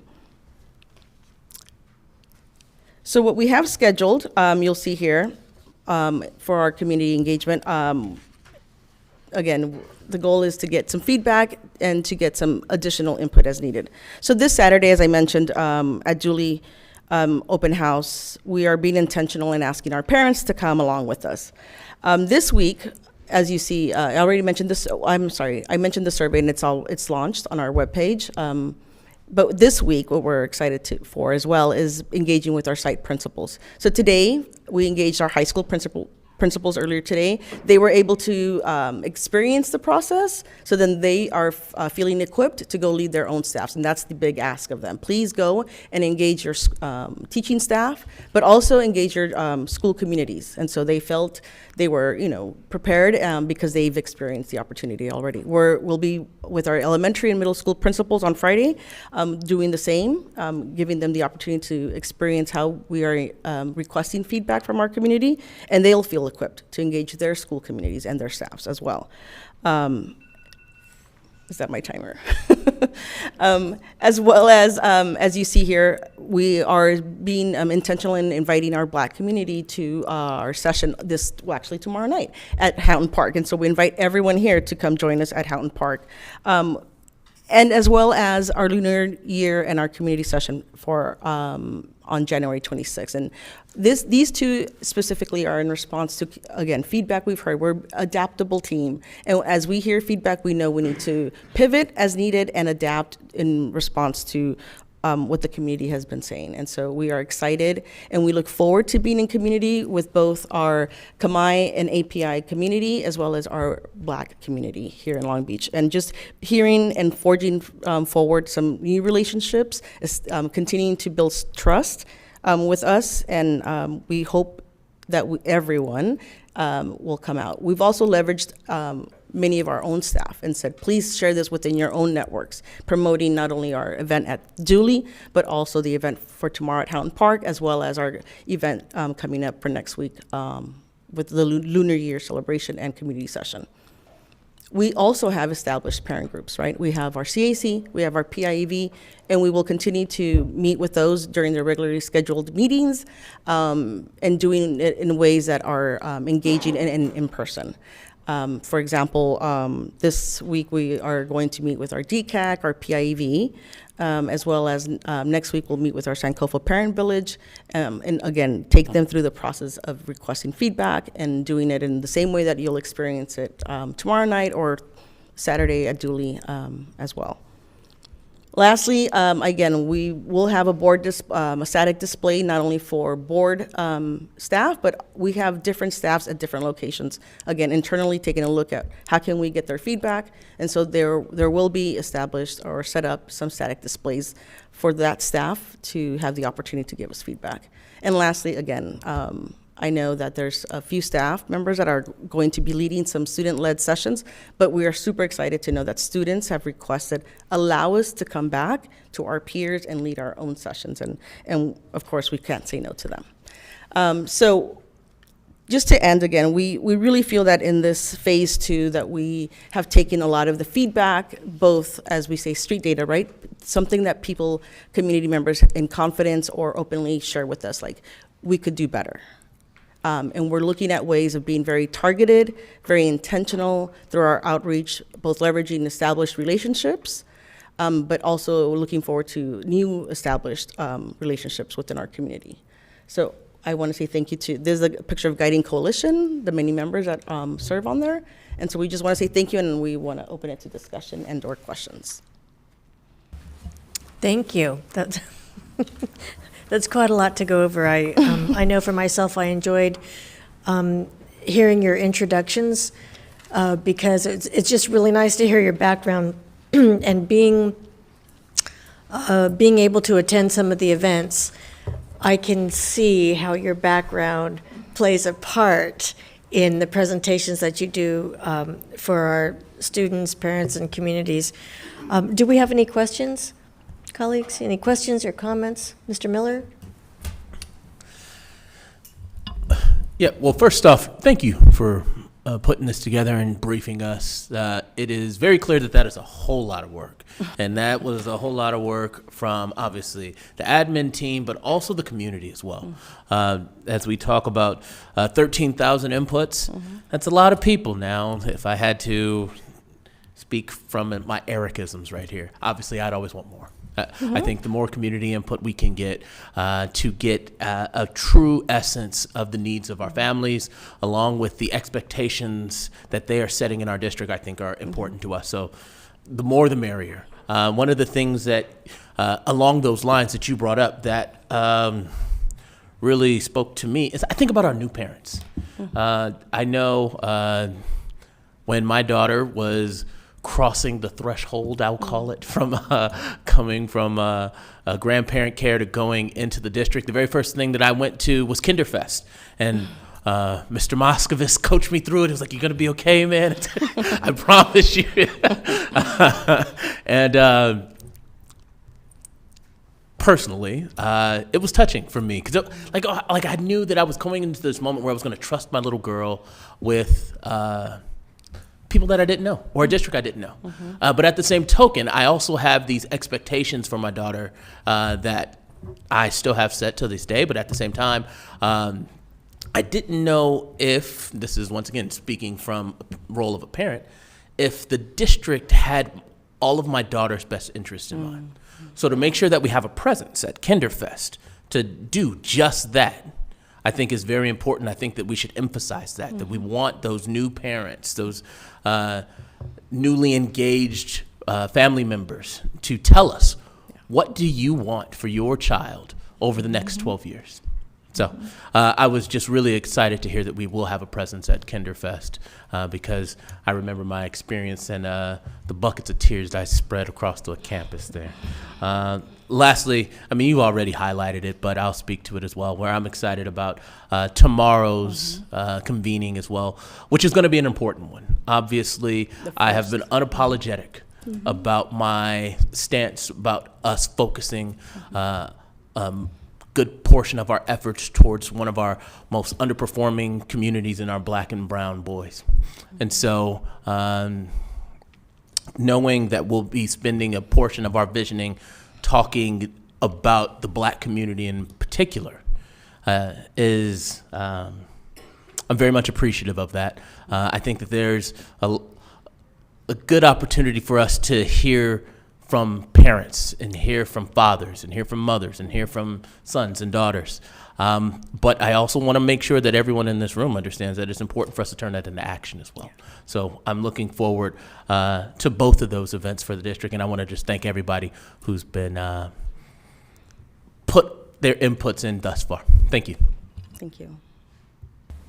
Dr. Benitez. Yeah, I'm going to keep my comments in the spirit of being targeted and intentional. I heard that several times tonight. So thanking everyone in our communities and in our schools that have come out and participated in this process. My first question is around how do we know that we've been targeted and intentional, right? What goals do we have in terms of, are we talking about a 2% student participation, 5%? I think that's been one of our challenges as a district, right? How do we know that we're successful with our authentic community engagement? And I think one way to be targeted and intentional is to set some targets, right? How do we know, we'd love to have 100%, 65,000 students, 10,000 employees, 500,000 residents in Long Beach, Signal Hill, Lakewood, and Avalon. So I think it would be important to set some targets that then demonstrate that we have indeed been targeted and intentional. So I like the rubric up there with the check marks on where we're going. What I'd like to see is, okay, what's a goal, right? An achievable, but maybe aspirational. Maybe we do want 10% student input and feedback. That roughly give us 6,500 students. Imagine how many inputs we would have from 6,500 students. And I think that's been a challenge that continues to be there with our district. When we talk about Natter's, I'm going to build on something Natter said, a shared ownership of executing a vision.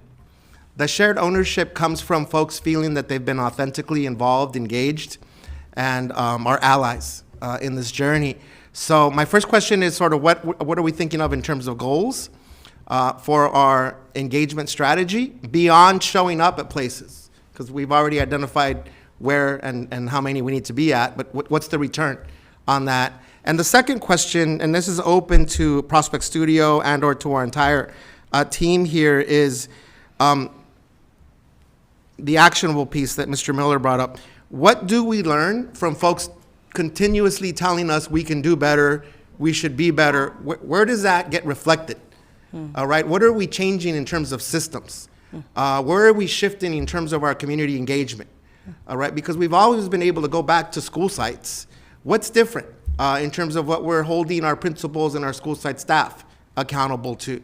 What's different in terms of us showing up somewhere and asking someone that historically maybe has been disengaged, right? And I'm talking about our immigrant, non-native English speaking households, our 63% low-income students, our 87% students of color, right? So love to hear sort of what our learnings are with respect to phase 2 and how we're operationalizing our communities continuously and consistently telling us we can do better. So two sort of open-ended questions, not necessarily to be answered tonight, but I would like to see some targets, right? So what do we expect back from this rubric of check marks of us showing up to meetings? So I will share that at the start of our partnership with Prospect Studios, they shared other data from other districts, right? These many engagement sessions, these many data points, and I know internally, Viva and I'll say, we looked at ourselves. We're like, okay, we've got something to aim for. That being said, our goal is always to look internally and think, what have we not done, right? Because what we, like I said earlier, what we know to be true is that what we've done has yielded the results that we have. And so how can we think differently of our approach as we engage with our families? And so in hearing feedback, that is how a lot of our engagement sessions, for example, with our Black community tomorrow at Houghton Park, with celebrating Lunar Year, it's been as a result of community feedback that we've received, where we've heard, you're not in spaces where we are. You're not coming, you're not setting up something specifically to hear our lived experiences. And so that's something new that we are trying. It's never been done before, to be specific in engaging with, I'll say specifically, our Black community and our families. And so we look forward to what that's going to yield for us, and then take a look at that. It's our baseline, right? And so we'll take a look at tomorrow and determine, okay, we had these many families come. And from there, we'll set a target.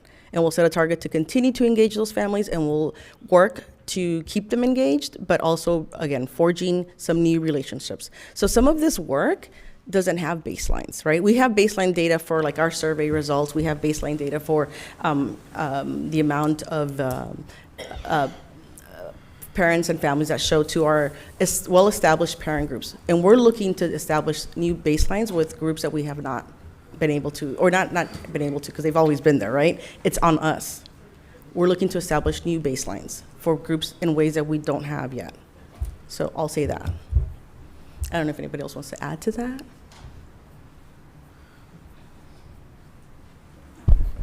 I'll just add something that has been important to the process, and one of the reasons that we selected Prospect Studio is the opportunity to learn new ways of engaging. And so I think what you hear are emerging ways that we're trying to think about a greater connection to our community, and to not just have a traditional strategic planning process that comes in the form of things like connecting with neighborhood associations, looking at the use of facilities where families convene on the weekend. And so I know probably not to be able to speak with confidence, but to trying out new ideas like tomorrow's meeting at Houghton Park, but a number of other ideas that I think in the next couple of months that we'll hear Prospect's very great support, being a way for us to learn from what they've experienced as an organization, and then learn from that so that once Prospect is no longer here, that we're able to engage differently with our families. Just a couple of quick comments. I want to really appreciate you, Dr. Benitez, for always pushing the piece around data. Being a sort of a database person myself, this idea of benchmark is really important. We do have some data from phase 1, but we really want to see what this year looks like. I had mentioned that engagement as a way to actually successfully implement this plan is going to require continuous engagement. So this year's data, in our survey, and as people come to any of these events, we're asking them to register and let us know who you are so that we can start to collect that data. So we'll have a very strong baseline for you. And each year, right, that goal should be increasing, and not just in total, but also by demographic, by community, by neighborhoods, all of those things you'll be able to start to measure. I also want to caution a little bit. We could do a lot of things to have the numbers ratchet up quickly, or you could do a lot of things to have the numbers ratchet up quickly if that's the only goal. Check the box, who came, and we can quickly add thousands in a survey or something like that. But you really want to continue to have and continue to increasingly build meaningful engagement. This idea that Nader had shared in the video about side by side, it takes time to have conversations with folks, to have folks take the time to look at a lot of different ideas and give us some meaningful feedback back. So even the survey, if you take an opportunity to even open it, you'll see that it's not a simple thing I can do in about 7 minutes. It's going to take some time. And so even that is going to be a learning piece.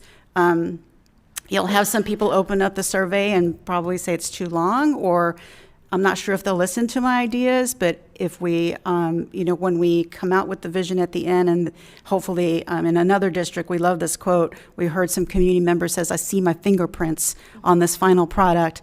That's another sort of measure of success. And so if they believe that you're listening, they'll come and get even more engaged. So just some thoughts around that. Thank you. Thank you. Mr. Otto. So I'm going to be a little contrary to my good friend Dr. Benitez because I came into watching the strategic planning process somewhat cynically because I've been involved in strategic planning efforts before, and I've kind of evolved to strategic thinking, and you don't, plans get put on shelves and nothing gets done with them. But as I've watched this process move forward, the first thing that I was struck by was that it was based on what they called equity-centered and designed, and that's new. And so there's no template that we say, okay, if we do these 6 things, we're going to have an equity-centered plan, and so you have to engage. And I'm coming off a very raw experience that, in fact, we both are with the planning that we were trying to do with the student-informed or success-informed process, where we did a bunch of meetings and had people show up, and we'd get 20 or 30 people at the most at these meetings, and that was the good news. The bad news was that we would then have another meeting, and 20 of those 30 people would show up again, and it would take a lot of meetings to get to 65,000, and so you wondered about the quality of what it was. But I've tried to participate as much as possible in this, and I was impressed with the engagement that I saw of the people that participated. All of this is, in my mind, about being engaged, engaging with the people that are here. And I saw a lot of engagement. Is it perfect? Is this, how do we know what we know? How do we know whether we got there? I don't know. We're just on this journey, and it seems to me that we're doing a very good job of going down that path, and we're not done. I'm going to go to the session tomorrow night and listen and see what people say about how they relate to this stuff. Very equity oriented, very, very important to get that perspective, and we're doing it by coming back to people. So so I'm watching. I mean, we're as you saw the thing, we're about 30%, 35% of the way to where it is that we want to get to. People are talking, people are conversing, people are trying to get to the place where they can say, yeah, this is what we would like to see in the future. And by the way, by the time we get to the future, it may be different. But in the meantime, what we've done is engage a whole bunch of people who will be more inclined to be engaged again, and be more, more inclined to participate in this process. I mean, not just this process, but I've said so many times on this board that it's all about trust. And what we're doing is taking, I hope, and I see, to some extent, communities that have not been long on trusting what it is that we do, who are now involved. And is it perfect? I don't know what perfect is. But it seems to me that by the end of this, we really have the opportunity to have people more engaged with the school district. I read stuff every day in the papers about, the public schools becoming obsolete, that people, it's not the model anymore, it costs too much money. But what we're trying to do is to in this school district, say, this is who, we want to know what you have to say, and we're going to tell you what we think, and have that engagement, and it's based on the faith that is developed among the people that participate in this process. So I guess my conclusion is stay tuned, and let's see where it goes, and continue doing it so that we can make this the best that we can. At the end of our efforts to engage people really quite a bit of effort, we did a pretty lousy job because we didn't get not only everybody, we didn't even get the people that we wanted, I think. But I see more of that going on here. And if we continue doing this, I think we're going to wind up with something that will be useful going forward. So that's it. Yes, Ms. Loeb. And just very quickly, are the survey results thus far available to the community? The results for the current survey, no, they're not yet available. So we closed this this feedback and input session, or the sessions, February 4th. At that point, Prospect will take all the data and they will take a look at it and synthesize it. And I mean, I don't want to speak for them, but that's how the process goes. So the nice thing about that is that we have a partner that takes a look at our data in a way that that is very honest. And at that point, we, of course, believe in closing the feedback loop with our community. We do it in our other initiatives. And so we will come back to the community at some point in the timeline. If you look, there will be a community installation. Well, that will yield, or that will show what has been the feedback. But I don't know if there's I did want to say one thing, Dr. Benitez. One of the things you asked for was learnings. And so I think the more we think of different ways of engaging with our community, again, internally and externally, because I don't want to lose sight of our internal community members, I'll say that. It's this idea of taking a look at what are some adaptive challenges that we can work through, right? And so what are some barriers for our families, right, to engage with us? Is it language where we just added to our team so that we have more capacity to be in more spaces? Additionally, we've heard from some of our existing parent groups that transportation is a hardship. And so we're in the process of purchasing bus passes and offering them to our community to attend our DCAC, our DLAC, and other parent meetings. And so so we're looking at all those challenges. What is a barrier? What can we do to move it out of the way so that we can continue to engage? And so that's been some of the new learning, because until we try, right, and we hear from the community, we don't know what needs to be addressed and what adaptive challenges are in front of us. So I just wanted to share that. Thank you, Dr. Salazar. Just one quick side comment, and I had a brief conversation with Dr. Baker about this. Has access to Child Watch come up at all as a challenge? Okay. Yes, we schedule now. We keep that in mind along with interpretation. Yeah. Do you need childcare? And so, for example, for tomorrow, I think we've got 35 kiddos. Or families where we'll have about 35 students that will need childcare. So we're excited about that, and we're equipped for that. We're prepared for that. Probably 36. Okay, there you go. Can I add one? Yes. Ms. Lopez, actually one way to look at not all the survey data, but if you do come to the Saturday community event, it's actually all up publicly, it's like a museum gallery walk, but you're gonna place your votes by stickers that you can put it up. So it's a very visual, transparent exercise. The principals do this. Everyone that does this process, there is going to be very clear transparency. Like all the little details we're going to collect and notes we're going to collect, but how people view what they prioritize are going to be very transparent. So if you actually want to see like that day's community data, that will be very clear and transparent. So I would welcome you to join any of the larger community events, because that's where you can see it from whoever did attend. There's like immediate data that you will see what people are thinking that show up. So, thank you. Yeah. Any other comments or questions? Thank you so much for that presentation. There's clearly a lot of effort being made to engage not just our community, our students, our staff, principals, everybody.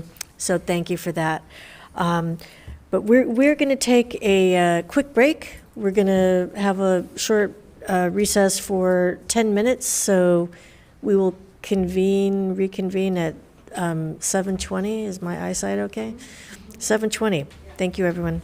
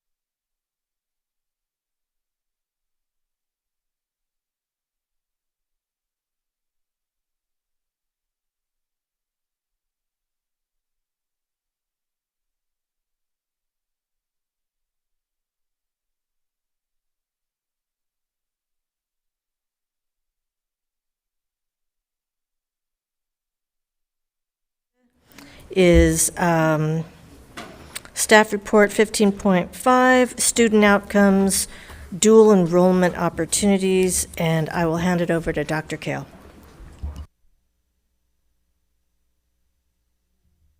Is my mic on? There it is. I'm up.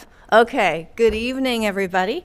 We know you have a couple of more, so we're going to just kind of dive right in. I am going to be joined by Carol Ortega. She is our program administrator for course management tonight. She's an expert in many things, but she brings her dual enrollment expertise hat with her tonight. And before I get going, I also want to thank and acknowledge our colleagues, Dr. Chris Brown and the research office, because the data slides that I'll be sharing with you a little bit later on came from them. All right, before I pass off things to Carol to tell you a little bit more about our programs, I want to just stop for a minute to define what we mean when we say dual enrollment. The benefit of dual enrollment for our students is to give them the ability to take a college course, either an academic or a career-oriented course, while they're still enrolled in high school. And we know that successfully completing a college course while you're in high school can boost a student's confidence about being successful in college.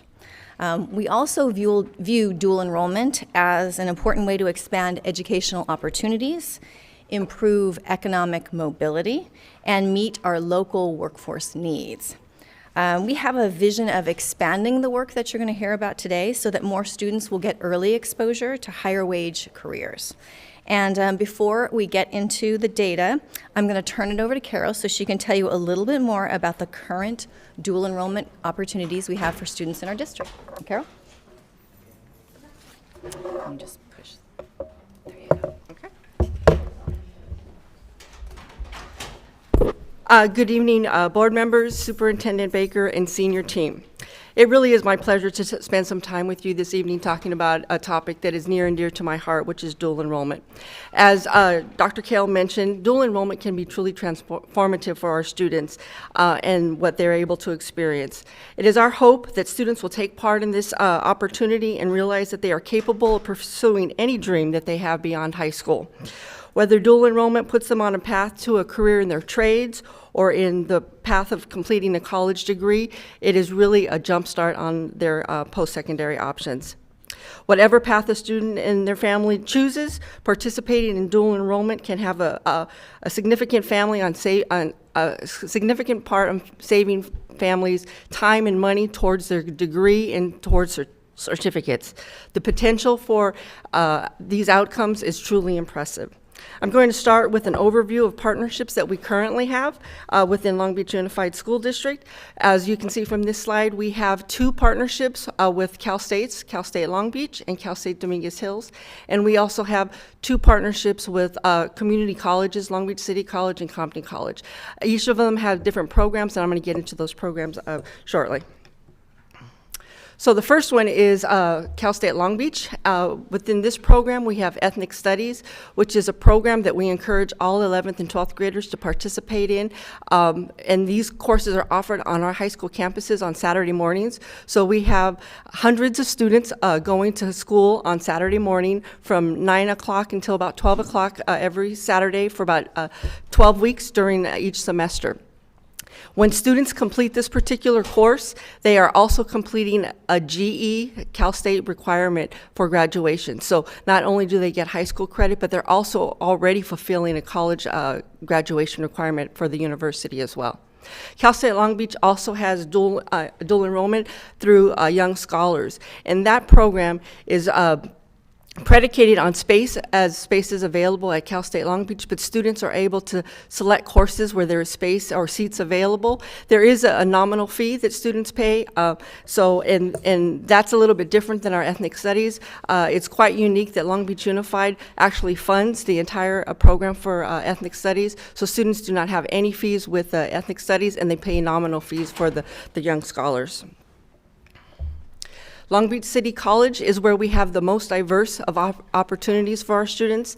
The first that I'm going to address is our early college partnership programs. And this is a program where students, we look at our pathways that we have in our high school, so you know that we're wall-to-wall pathways in all of our high schools. And we look at the programs that Long Beach City College has to offer, and we start to supplement those programs that align best with our pathways. So that students who are interested in, say, engineering or health medical or manufacturing or any of the programs that we have at our high schools, they can start to take courses at Long Beach City College and get a jump start, as I mentioned earlier, on either prerequisites or fulfilling not graduation requirements, but fulfilling prerequisites to the courses and degrees that they plan to engage in. The next one is dual enrollment, individual dual enrollment, and those are courses where students can take any course that Long Beach City College has to offer and they're interested in. They can choose to select those courses. Students do not have to pay for those courses, and so students really get to see if there's a trade that they want to engage in. Let's say they're interested in welding, they could take a welding course. If they wanted to take a GE course or general education course to fulfill a graduation requirement, A to G requirement, or a college requirement, they can do that as well. So there's many opportunities, and these are really focused on the students' interests and what they want to do beyond high school. And they also can earn high school credit for those courses as well. So they earn their college credit and they also earn high school credit. Next is our early college at Browning. That is probably our most progressive and challenging dual enrollment experience that we offer at the moment. Starting with the class of 2024, Browning students will have the opportunity to earn 12 college credits, and some students will actually even complete their ADT or their associate degree for transfer by the time they graduate from high school. These LBCC classes are held on the Browning campus, and they are held during the regular school day. There's two pathways that Long Beach City College offers at Browning High School, and one is the ADT for hospitality, and the other is the Certificate of Achievement for culinary. So students get to choose which program they complete, and they're going to complete at least a minimum of 12 units, but like I said, there's some that are actually going to get their AA by the time they're done with high school. So that's really awesome. I'm really excited for that. Again, coming soon, class of 2024. That's where you'll start to see those numbers. And the last area that you'll see here is the credit by exam, which is articulation. These are courses that are offered by our high school teachers, and it's where we see that there's a common thread, or there's a lot of similarities between content. So our teachers are teaching courses in business, they're teaching courses in engineering, they're teaching courses in health medical that are very similar to college classes at Long Beach City College. So we bring both of our faculty together, we determine how close is the content. If we see that it's very similar, we enter into an articulation agreement, and students are able to take the end of course exam or their final exam for the college course, and if they pass at a agreed upon level, they will also get college credit on their transcript for Long Beach City College. So they'll get their high school transcript credit, and they'll also get the transcripted credit for Long Beach City College. Next, we're going to move on to Compton College, and the first option there is our CAMS adjunct faculty, and that's similar to what I just mentioned with the articulation, but these are CAMS teachers who have met the minimum qualifications to be adjunct faculty at Compton College. And so Compton College, quote unquote, hires them, and they teach the course. So these students are taking these courses during their regular day at CAMS, and these are primarily Project Lead the Way engineering classes. Actually, they're all Project Lead the Way engineering classes, and they are completing their course, and they're also getting Compton College credit for those courses at the same time. Compton College also provides independent dual enrollment, very similarly to what I mentioned for Long Beach City College, where students can take any course that the college offers, and then we're able to give them high school credit as well as them earning their college credit through Compton College. And lastly, we have Cal State Dominguez Hills. Since CAMS is located on the campus of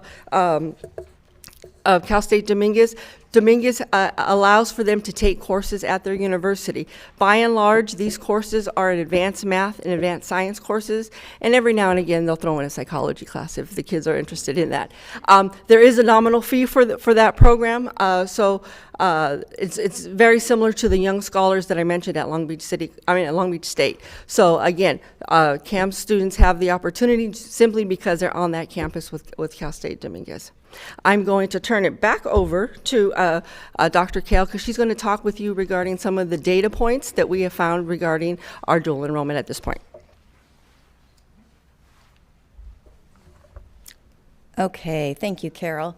So before we go into the data slides that we've prepared, we wanted to just talk a little bit about some of the challenges associated with even trying to gather up data around students participating in dual enrollment. So, I'll start first with the CSUs. So right now we lack a data sharing system. So there's nothing automated that allows us to get data files from the CSUs. It's all done very manually and has to be requested from a variety of sources.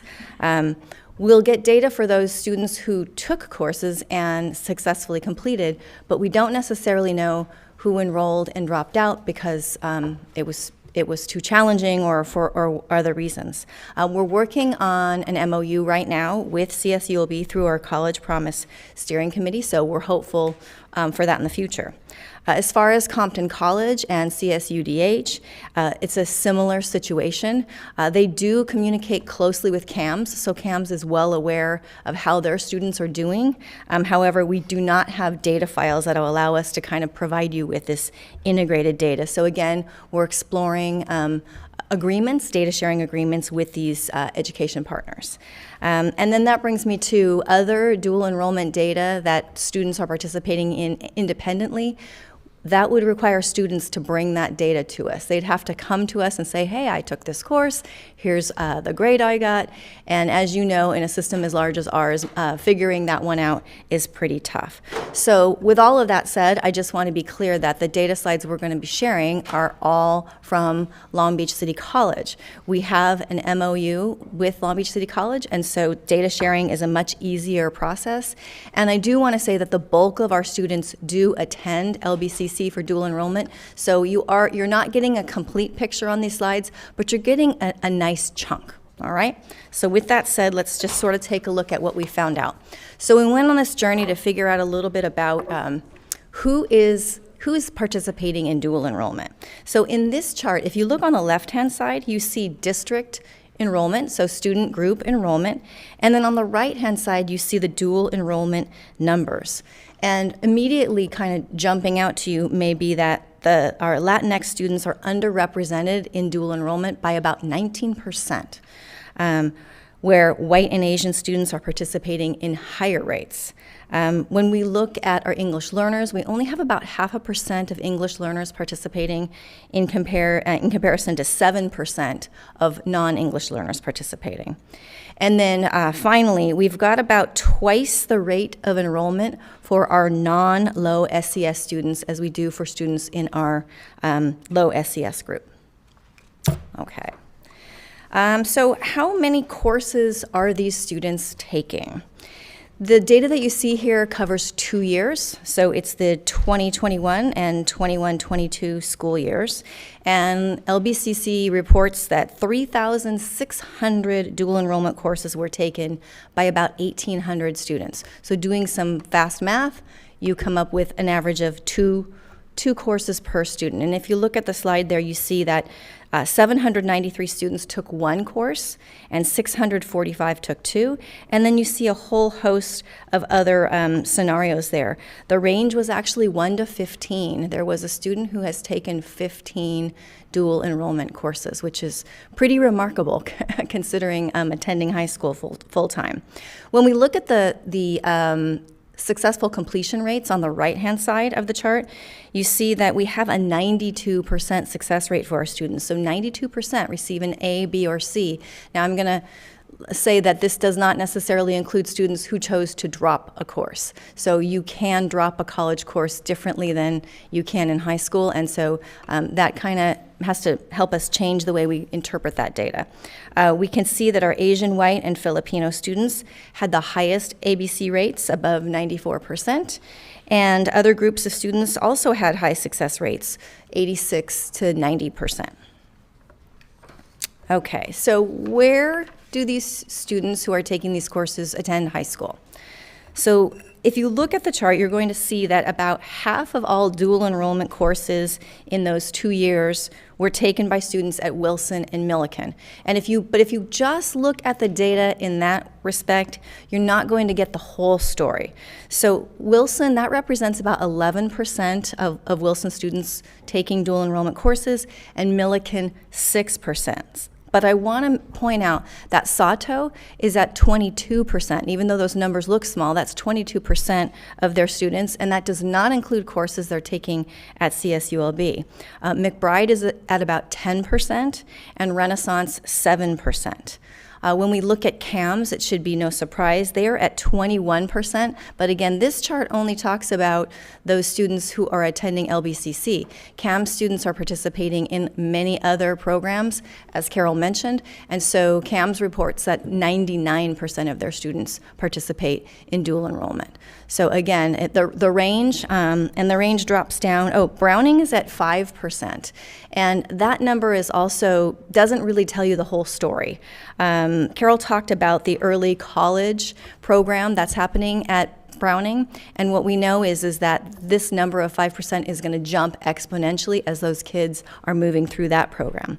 But what you see is Lakewood and Poly are at about 4%, Cabrillo 2%, and Jordan 1%. So we can see some gaps in where students are attending and who's enrolling in these courses. And then we also had a question about, are the students who are taking dual enrollment the same students who are taking AP?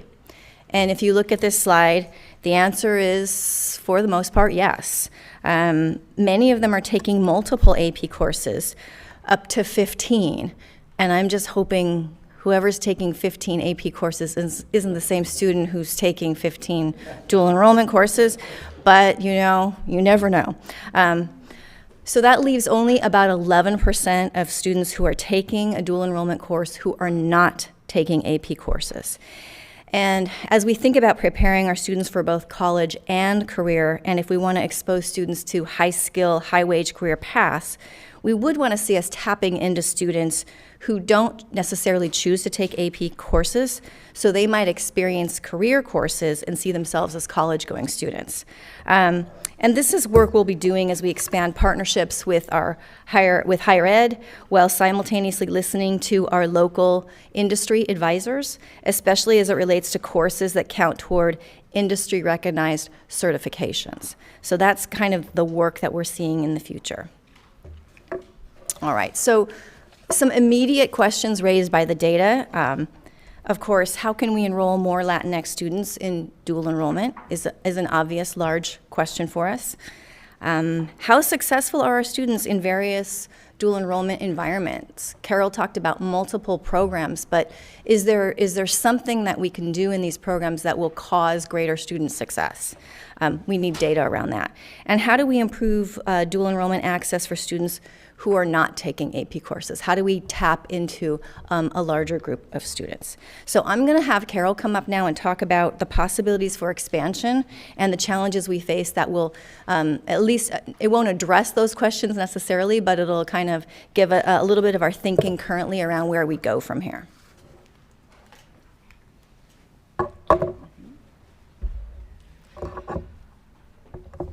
Okay, so as I mentioned before, these can be incredibly valuable experiences, but we want to make sure that more of our students are able to access these items. So we've really been thinking as a team.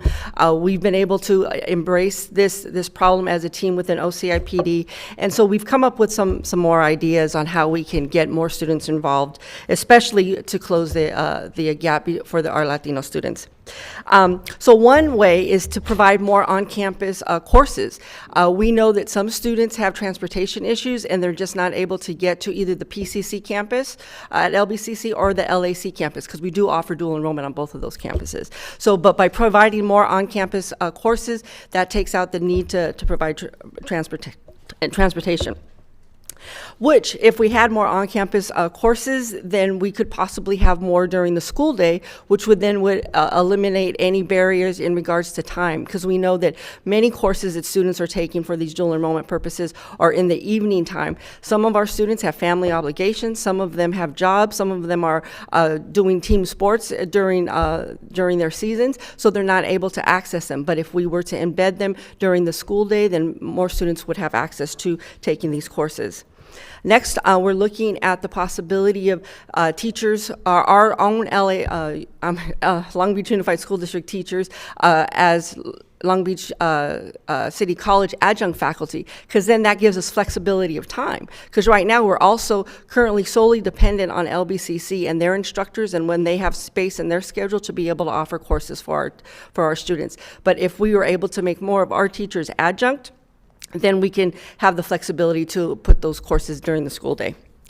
We want to continue to expand our industry-based electives so that the students, so we work with Long Beach City College to identify those courses so that students can, again, get that jump start and take more courses and be career ready, because we talk about college and career, but we want to make sure that they're career ready as well as soon as they're done with high school.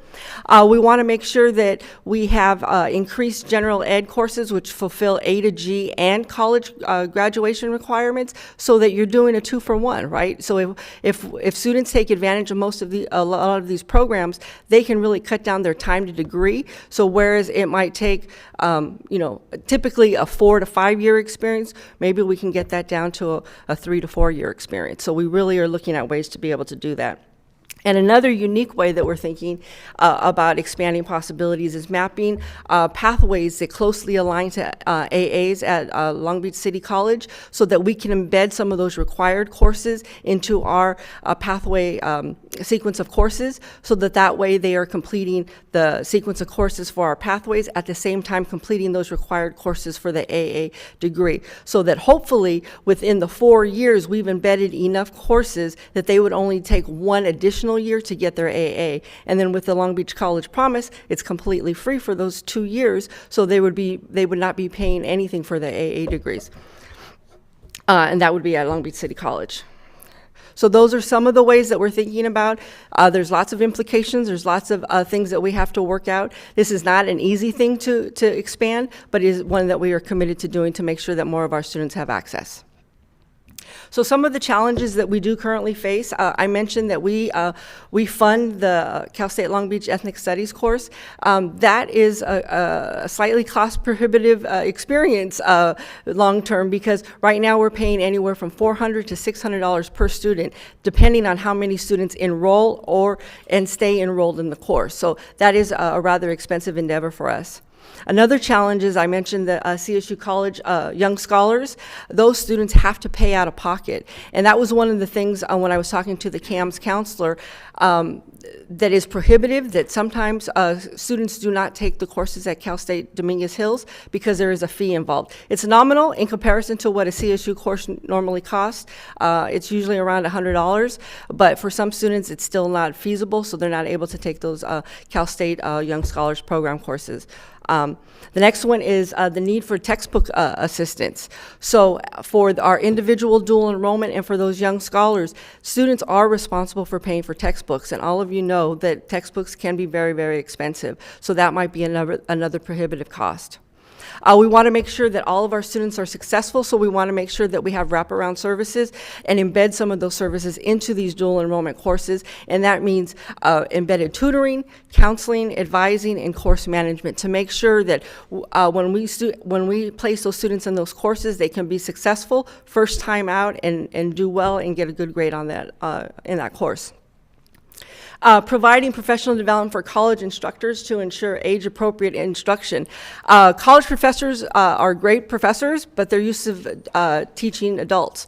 So we need to make sure that the teachers who do these dual enrollment courses are familiar with adolescent development and understand the pedagogy that is most suited for our younger students and not the adult students. So we do some professional development, but that is definitely an area of growth that we need to focus on. College transcript implications is a huge one. As a former counselor, I can tell you I constantly worry about college transcripts. When a student does not do well in these dual enrollment courses, those college classes do not go away. They will follow them forever unless they're remediated. And so we need to make sure that students are aware. We're always telling our students that they need to do well in class, but we just need to emphasize that more and teach them the process that occur at the colleges to make sure that they can remediate those grades if they happen to get those low grades. But there are huge ramifications. And lastly, data collection. Dr. Kale already mentioned that we have some constraints. We're always constantly trying to work around ways that we can collect that data so that we can intervene quickly so that students can be successful in those courses. So that's also an area of growth. Well, I want to thank you. That's our presentation. And we are open to questions. Colleagues, questions, comments? Madam President, I'm going to try to shrink this. I got a million questions, but in the interest of time, actually, let me start with Mr. Zaid. You talked about one of the components of our workforce diversity work was dual enrollment, given that a large percentage of our teachers, 20% or so, were formerly aides, and so developing some curriculum dual enrollment. Where does that fit in to this, Mr. Zaid? Building our own pool potential of aides that then would become teachers. So I would say it doesn't show up in this presentation. It does. But it's in the individual and the ECPP programs. That's where we've embedded those courses. Well, there it is. I asked the wrong person. I should have All asked. right, there we Carol. go. Okay, that's fine. That's an easy one. Okay, so let me rephrase two of my questions as comments for a future either follow-up presentation or for us to think about. Let me start with that. Long Beach Promise, you referenced it, Carol. Yes. There's a lot of inconsistent and misinformation about what is, what isn't, what LBCC is counting as a Long Beach Promise student, what CSULB is counting as a Long Beach Promise student, what we're counting. So I'm going to table that one because that's going to go into a deep conversation. Okay. I got you, though. But there is also a big component, I wish Alan and David were here, Joe, of our Community Workforce Development Agreement that is supposed to build a pipeline and a pool of skilled CTE level courses that I'm wondering where we're at with our Community Workforce Development Agreement. We had benchmarks that X percentage of students would participate in apprenticeship and pre-apprenticeships, right? So CTE style. We had targets around disenfranchised youth, right? Whether they were, they didn't complete their high school requirements, whether they were continuing education, that there are some things embedded in our Community Workforce Development Agreement that I think align well with the intent of our dual enrollment effort. So I'll save that one. So here are my questions. What course, can we get a list at some point of what courses or course patterns students are taking? Because we heard some wonderful stories from the Browning young scholars around courses and expectations they had and support. So at some point I'd love to get a sense of what are these courses, so, like these 1,800 courses. So yes, absolutely. Long Beach City College does have that on their website. There is a list of ECPP courses, and yes, we can get that. We can print that off the internet right now. But remember, the independent dual enrollment is every single course that Long Beach City College offers, students can choose to take. So they can take anything in their catalog. So I think what we can get for you for sure is the ECPP program, and that outlines the courses that we offer through that particular program. Yeah, what are our students taking? Oh, what are so they that taking? we get a sense of what they're interested in. Oh yeah, we can pull that data. Okay, great. Thank you, Dr. Baker. Let's see, I can do a quick one here. Dr. C. Brown, Is there a correlation between our dual enrollment students that are passing and A through G requirements? Not for you to answer now potentially, but. Let me get back to you on that Okay. one after I pull that. Okay, and again, that way we can also address the disparity of that, you know, our Latinx students are not as many of them are taking. Interested to know if there'd be a correlation there with our A through G completion rates. Man, I'm struggling here, Dr. Brown. I have a lot of questions. Ethnic studies. Okay, I'll keep it to my wheelhouse. So. I know that there are some challenges right now, maybe even cost prohibitive challenges with potentially expanding that 400 to 600 students. But I do think there's an opportunity here, and the window is not that big, because CSUs are also by policy now required to offer ethnic studies as a graduation requirement. And as we all know in here, our school districts are also now required. So, you know, question around reimagining what our relationship is, not just with CSULB, but with our CSU partners, given that they also have to build up that pipeline of students that need to take ethnic studies. You know, so a conversation could include, could these classes that they're taking, that our high school students are taking, fulfill both ethnic studies major requirements, because they're trying to build a pipeline that way, as well as the CSU ethnic studies requirements. So we have already explored that, and yes, they can. So when students complete the intro level to the CSU ethnic studies, it will fulfill the Cal State requirement, and it will also fulfill our our high school graduation requirement as well when that goes into effect. So yes, we've already explored that. And will it fulfill a major requirement as well? It's not a major requirement. It's just the GE requirement. Interesting that the ethnic studies departments wouldn't count it as a requirement for their major. Oh, no, ethnic studies, yes. If it were, if you're an ethnic studies major, for sure. Okay. Yes. Okay. So I'd love to engage in that conversation. You know, given that we right now only have LBCC dual enrollment data. So for those 400 or 600 students, sort of what is their experience in those ethnic studies courses? I'm asking, and I have not a hidden agenda, but a CSULB agenda, that the ethnic studies departments are doing research right now about what the overall experience is for students. To your point, Carol, I would say that college students also don't think that the college professors are suited to teach college students. So the ethnic studies departments are doing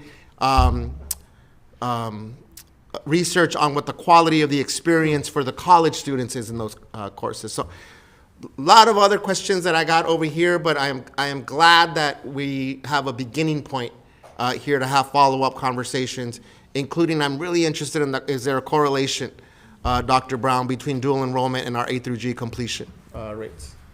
I mean, I would say, based on the fact that our dual enrollment students are our AP participating Right. students, there's almost assuredly one, but we can find out what that correlation is. And it becomes a huge equity issue if we have a minus 19 on our Latinx students for that. And I want to and I'm sorry, if it's okay, Madam President, I wanted to just piggyback on Juan's comments, because you gave us a presentation, Dr. C. Brown, a couple of months ago that I remember looking at our A through G requirements, and we were looking at them by grade and how many students stayed A through G eligible through the 9th grade, 10th grade, 11th grade, and 12th grade. And we saw a pretty large dip after the 9th grade, and we saw a steady rise until you got to the 12th grade, and then we saw a dramatic rise. And so for me, when I hear about this presentation and how students can dually enroll and take classes at LBCC to do credit recovery as well, I'm going to make the assumption, Jay? Right? Is that not a true statement? Yes, that is a true statement. We will accept those credits. But it's not the usual path, right? But technically, it's a tool. So so the reason why I'm saying this is, how come we can't have students do it sooner then? So if we saw only a dramatic rise in the 12th grade, how come we can't have 10th graders taking 1 or 2 courses to get back to A through G eligible in the 10th grade or 11th grade instead of that huge jump in the 12th grade? Maybe you can just speak to the... So I can't speak to all the programmatic pieces of it, but Yeah. what I can tell you is that data trend, what it's doing also is hiding individuals. So we absolutely can and should be, and we've talked about trying to help students remediate as soon as they fall off A through G track. And that's one of the things Browning has been working on, and one of the reasons we see such success at Browning with higher percentage of students staying on track for A through G past their 9th grade, right? Because there's systems in place to help them the moment they start struggling or fall off. And absolutely, if a student gets a grade that puts them off, they can take summer school, they can take Apex, they could go to LBCC, they can do a lot of things early. What you're not seeing is it's not always the same kid, right? So remember, we're talking about thousands and thousands of students. So we also know we have a bunch of seniors who've never been off, who fall off at the end of their senior year, right? And they're being sort of hidden in the bigger picture by a bunch of kids who were off, who recovered in their senior year or their junior year. So it's not always the same kid who's moving back and forth, right? We are recovering freshmen, and then sophomores are falling off, and we're recovering sophomores, and juniors are falling off, and then in their senior year we get to recover more. So there is options there, and we absolutely can do that. But the question is how are we meeting each of these kids' needs and really trying to figure out where are they falling off. And if you remember, we presented it a month ago. The D is the big issue with A through G, right? Because we don't always remediate a D because kids like, I got the credits, I'm moving on, but they're not A through G anymore. So. And I was just curious about that remediation path. So anyway, I just wanted to state that. Thank you. Okay. Oh, Ms. Logan. Hi. What do you attribute the disproportionate rates of students enrolled in the dual enrollment program in the various high schools? Because you have, from what you presented, you have some schools where you have a high number of students enrolled in them, and then you have some schools that have very few students. So what do you attribute the difference to? So we're not 100% sure. However, if you look at the schools that have a high percentage of students that are attending these, those are also parents of, the parents are also faculty at Long Beach City College, faculty at Long Beach City College. So the awareness level at those high schools is going to be a little bit higher. So although we promote the programs to all of our schools, the knowledge of the impact that these courses can make is not the same across all of the schools. So we need to do a better job in our research, in our outreach to our schools that are not having the same success rates or enrollment rates, so that they understand the full value of these courses that I think some of these other high schools understand just a little bit better based on parental experience as well. Thank you. Okay, any other comments or questions? Thank you so much. Thank you. For that presentation, and we will move on to item number 15.6, student outcomes, student college enrollment patterns. And Dr. C. Brown, we will go to you for that. All right, I'm sure everyone is excited to look at charts and graphs and numbers as we enter hour 3. Try and keep this as lively as we can. And actually, this presentation will dovetail kind of nicely with the last one. There's definitely some overlap of concept here. And I'm going to also ask Dr. Benitez to keep his promise of deferring the Long Beach College Promise discussion, because the Long Beach College Promise will come up again in these slides as we go through it. The other thing I would say is often I think we naturally ascribe traits like good or bad to data. And I want us to be careful. We're going to be looking at a broad cross-section of data, and really we've already sort of selected in this particular group of data kids who are going to college. So this is already all good. These are kids who have made a choice to take and go on into post-secondary options by default. So I think I just want to be careful to not ascribe certain things as good or bad. It's just informative for systems and programs moving forward. And then the last sort of data piece is, if you remember months and months ago, we talked about leading and lagging indicators, right? This is the ultimate lagging indicator. This is after they've left us. So it's pretty much as lagging as we can get good data on at our system. So the question was, so what are the college enrollment patterns of students who graduate from Long Beach Unified? And so really when we talked about it, we broke it down into three broad questions. So where do they go, right? Where and when? How do they do once they're there? And of course, the big question, how many of them are taking advantage of the Long Beach College Promise? So those are the three things we're going to explore a little bit, although I know there'll be some sections. I don't know how you're going to do the last part and not want me to ask any questions about the Long Beach Promise, Dr. Brown. Yeah. All right. So the first thing we looked at is when are we going to school? When are students enrolling in college? And so about 2/3 of our high school graduates enroll in college immediately upon graduation. So they're attending the very next semester after they graduate. And the majority of those students who do that enroll in a 2-year institution, so a junior college or community college. So you can see that it's a little bit different for our African American Hispanic students than it is for our non-African American Hispanic students. So when you look at the bar chart on the bottom there, the dark teal represents how many of them are not attending college immediately after high school, and then the lighter teal color is how many of them are attending a 2-year and then a 4-year. So you can see it progresses on. So about 1/3 of them for African American and Hispanic students don't attend anywhere, about 40% to a 2-year, and about 25% to a 4-year. For our non-African American Hispanic students, it's about 23% who are not attending, 34% to a 2-year, and 43% to a 4-year university. So there is definitely a discrepancy in attendance patterns there between 2-year and 4-year universities, as well as between attending and not attending. You're killing me with the shading of the colors, Dr. Brown. That graph means absolutely nothing to me. So I'm going to put words in it it's really next pretty. time. It's really nice.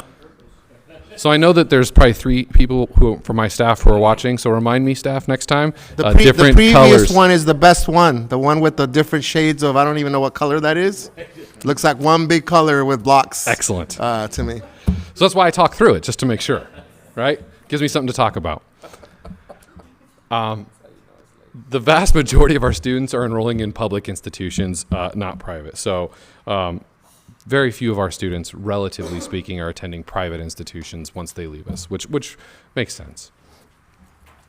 And if we think about where do they go, no shock here, but the biggest proportion of our students head from here to Long Beach City College. The next biggest proportion head to Cal State Long Beach. And then you can see there are some other universities or junior colleges after that. I will say that there is an interesting trend in the data here that I'll come back to in a few minutes, because I know some of you are going to pick up on it right away when you look at it. But you'll notice that we separated out our black students, right? That comes with our focus on black students in all of our data presentations. And you'll see that there is some discrepancies in terms of where they're choosing to go. So they're choosing Cal State Long Beach and Long Beach City less, but they're choosing Cerritos, Dominguez Hills, El Camino more than their peers. And so we can talk, I don't have answers to why, but we can talk about where that shows up again in other data points in a few minutes. So, but again, not a shock that most of our students stay in Long Beach and attend universities in Long Beach. And actually, we looked at data. So this data set is from 2007 to 2021. We looked at as much data as we possibly could find. Now, I will say that similar to the dual enrollment data, there is some issues. So not every university tells us that their students are there. Not every university participates in clearinghouse data. Not every kid goes to a university we have data for or attends something that we know about. So this is kids that we knew about, right? Kids, the data we could find. We have more graduates than this, and we have more graduates that attended university than this. We just don't necessarily know about them. But you can see that since 2007, we've had an increase in the number of students attending LBCC and CSULB. And actually, interestingly, the gap between our students attending 2-year and 4-year universities has diminished, and importantly, both have increased. So we've had more students enrolling in college, and we've had as a proportion, a greater proportion of them enrolling in four-year colleges as we've moved forward from 2007 through 2021. Again, not good or bad, but very interesting that that's the trend that we've seen moving forward. We also looked at, just because we were curious, inside the 4 years, inside California, Cal States versus UCs, and where are our students going. And for our Black and Latinx students, much more likely to choose a Cal State over a UC for the students who did choose a 4-year. And we controlled for GPA to see if that would also be true. So I know that these charts are horribly colored for you, but the top two bars are looking at only students with a 3.5 or above GPA. So these are all students who are qualified to attend pretty much any institution, public institution in California. And we see that the Black or Latinx students enroll at CSUs at about 70% and only about 30% to UCs, where it's about 59 and 41 for non-Black, non-Latinx students. So there's still a discrepancy amongst our 3.5 and above achieving students in terms of where they choose to go, even if they've chosen to go to a 4-year university. Again, not good or bad, just an interesting data point so we know where our students are at. Probably as conjecture, the fact that Cal State Long Beach is so close has a big part to play in that, because we know Cal State Long Beach is the second largest institution they go to behind LBCC. So that's going to skew some of that data.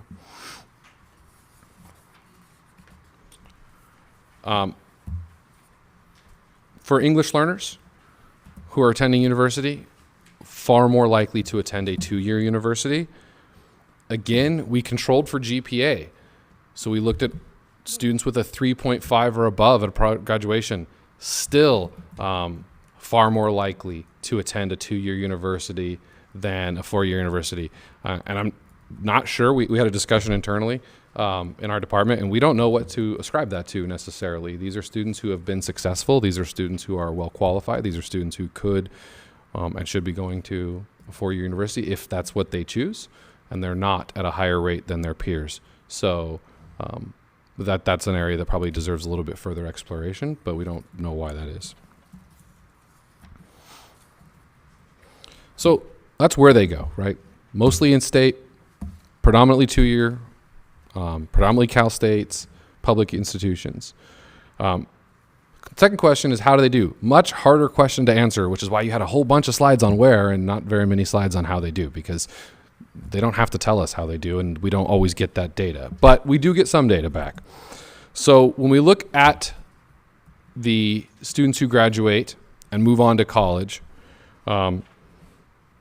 and we compared, in this particular case, African-American students to white students. Of the students attending who graduate, about 84% of Black students and 88% enroll in some sort of college. But then the similarity changes. So the next bar down shows that 24% of Black students that we know about earn a degree, AA or otherwise, and it's 46% for our white students. And these mimic national numbers, so this is not something that's unknown to the college world. And then when you look at earning a 4-year or more degree, it's 18% for our Black students and 38% for our white students. So these are gaps that exist at the college and that colleges are working to remediate, but it also speaks to us about readiness, right? And how do we help with readiness? And so I really think about what Carol was saying earlier about, if we're going to have students taking dual enrollment, how do we make sure we provide wraparound services? How to make sure we provide support so that they understand how to be successful? We help them while we have them, because once they leave us, we can't provide those services. We can't provide that support. So that dual enrollment as a training ground with support and structure really might help provide some strength to help close this, at least for Long Beach students. And then the last question was, of course, how many of them are taking advantage of the college promise? And in Long Beach, a greater percentage of white and Asian students take advantage of the college promise compared to students who are either Latinx or African American. Part of that could be awareness. Now, I did talk about the fact that we did notice that our Black students are also choosing to go to colleges not in Long Beach at a higher rate than their peers. We don't have a Long Beach college promise with Cerritos and El Camino and Cal State Dominguez Hills and those other universities. And that's further supported a little bit when we look at in-state institutions versus out-of-state institutions. African American students who attend a four-year college are more likely to attend one out of state than their peers, which also means they would not be taking the college promise at Cal State Long Beach, right? So there is an interesting pattern there where our African American students are choosing at a higher rate to attend out of Long Beach institutions and out of California institutions. So it's not just they're leaving the state, but El Camino's not that far away, but it is out of Long Beach, right? Where do you think they're going? Yeah, out of state would be the HBCUs. That's what I figured. Yeah. Yep. In state, we know that they're going to Dominguez Hills, Cerritos, and El Camino College. So they're just leaving the boundaries of the college promise just ever so slightly. And I think it's a good question to start asking some of our students why. Although, like I said, remember I said in the beginning, not good or bad. There is nothing at all wrong with students attending HBCUs. That is great data. It's not a bad thing that our students are not taking advantage of the college promise because they're going to an HBCU or they're enrolling at Cal State Dominguez Hills. It's just a trend, right?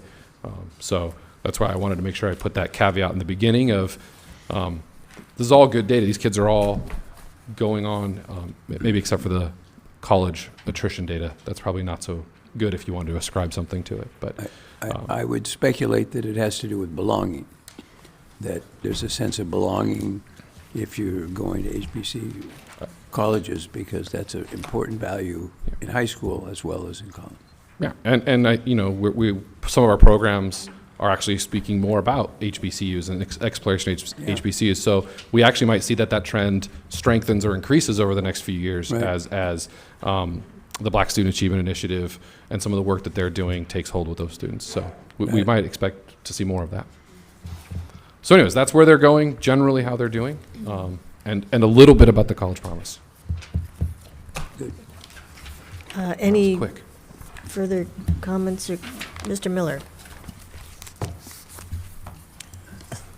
First, I'll start with a little levity. Dr. C. Brown, I'm going to ask that you please stop triggering my friend by saying the college promise. Yes. I just am the bearer of numbers. Just remember that. Yes. But I wanted to first acknowledge the difficulty around capturing those college graduation numbers. I know that that's probably a very, very difficult number to capture. And I'm glad that you were able to use comparative data to at least confirm what you predict are our graduation numbers within the district for an 11-year period.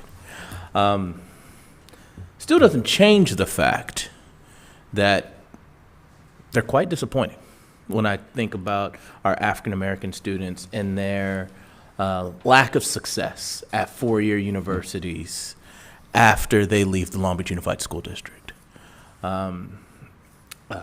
Speaking as a man who came through the Long Beach Unified School District, and I can remember my own college struggles.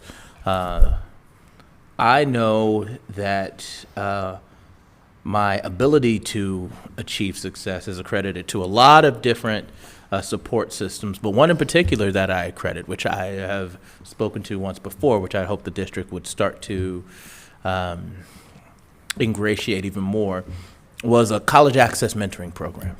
And the number of college access mentoring programs here in Long Beach available to our students, particularly to our students of color, that work as both support systems and even like case managers to our young men and young women who go on four-year universities to help them persevere through the difficulties of college. I had a conversation today about our transition to data-informed meetings like this, and this type of statistic is the exact type of information that I think that we look at and build upon from one meeting to the next time that this comes up, because these are the kind of numbers that I think that we should continue to hold ourselves accountable to and compare ourselves against. Though I appreciate the base of these numbers, and I can only imagine the difficulties in trying to capture them, I think that this is an embodiment of the type of information and the work that we have ahead of us over upcoming years. Thank you.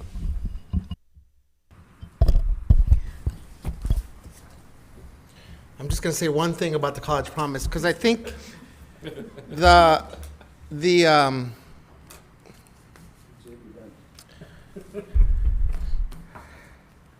you're not misleading folks, Dr. Brown, but I think the data in and of itself is misleading if our communities don't have an understanding of what the College Promise is and isn't. So I'm just going to say what my issue is with the data as it can be interpreted and perceived. The intent of the College Promise was to guarantee admission to any LBUSD high school student that graduated A through G with a C or better into CSULB. That was the whole intent, guaranteeing a promise to students that otherwise may not potentially be competitive with a highly competitive entrance process into CSULB. The challenge here is that when we see data about how many LBUSD graduates are entering into CSULB, there is an automatic assumption by many, I would say most, that they got in through the Long Beach Promise. And that is a hugely false premise. Most of our graduates, particularly our students of color that are graduating, which, by the way, our black and brown students, Mr. Miller, are graduating at lower rates, are completing A through G at lower rates, and are accessing four-year granting institutions at lower rates. And if our number one partner in this is CSULB, and they are not guaranteeing admission, in fact, they are limiting admission under the College Promise to just a few select majors, then we as an institution are selling a false promise to students. Because I would venture to say, correct me if I'm wrong, colleagues, that most students, most teachers, most family members don't understand that unless you apply to one of the majors under the College Promise, you're not getting in. Right, so when we asked ourselves questions as to why aren't as many students going to CSULB, well, Elijah Sims last year told me only 56 students transferred from LBCC to CSULB under the Long Beach Promise. 56, right? That doesn't mean that all of them went. It means they were eligible to transfer, right? That is not a promise. If we're talking about a promise, whether it's a direct route, and I'm not comparing which one's better or worse, two excellent options, Mr. Otto, as you pointed out. But there's a huge misinterpretation, and we're doing our communities, our students, our families a disservice if we're highlighting college going rates to a university that is not guaranteeing admission to them. So many students that are graduating A through G, particularly black and brown students, are not getting accepted into CSULB. So when we talk about the challenges of data sharing, when you ask CSULB institutional research, how many Long Beach Promise students we have, they'll say, oh, we can pull that data very easily. They pull up the high school of record graduation, and they'll say, we have thousands of LBUSD graduates here, but they did not get in through the Long Beach Promise. So I think we have to do, it behooves us that we are selling a false promise if we are marketing entrance into CSULB to students that are not going to be accepted with the minimum C, A through G completion because they're not being accepted into what many would call very competitive majors. They're not getting accepted into our STEM majors. They're not getting accepted into our College of Business.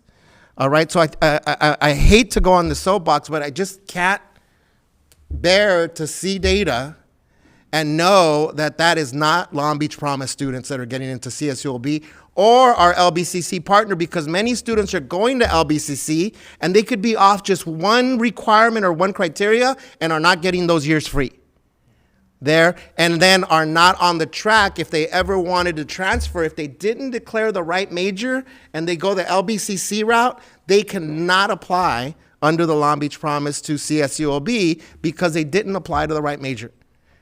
Even if they were a 4.0 student at LBCC, even if they were a 4.0 student with us, they did not fulfill the class by class sequence right major application, and it's a false promise at that point because they did everything that they understood they were expected to do as an LBUSD grad, and yet are being denied admission because of a technicality. They didn't know that they had to apply to one of the, I don't remember if it's 9 or 10 majors. So colleagues, I think this big Long Beach Promise that is nationally recognized has to be, we have to rethink our conversations and our data presentations on it.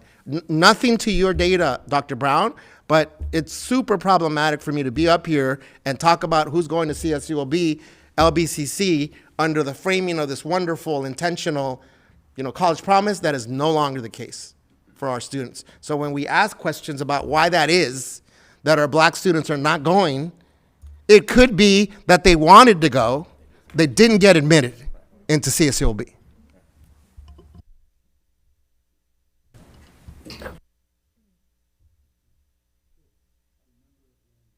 The Long Beach College Promise, and it's absolutely true that they believed that what they were going to do was get in, and not to a number of majors. But then I think it changed, didn't it? Start off and then it get more defined.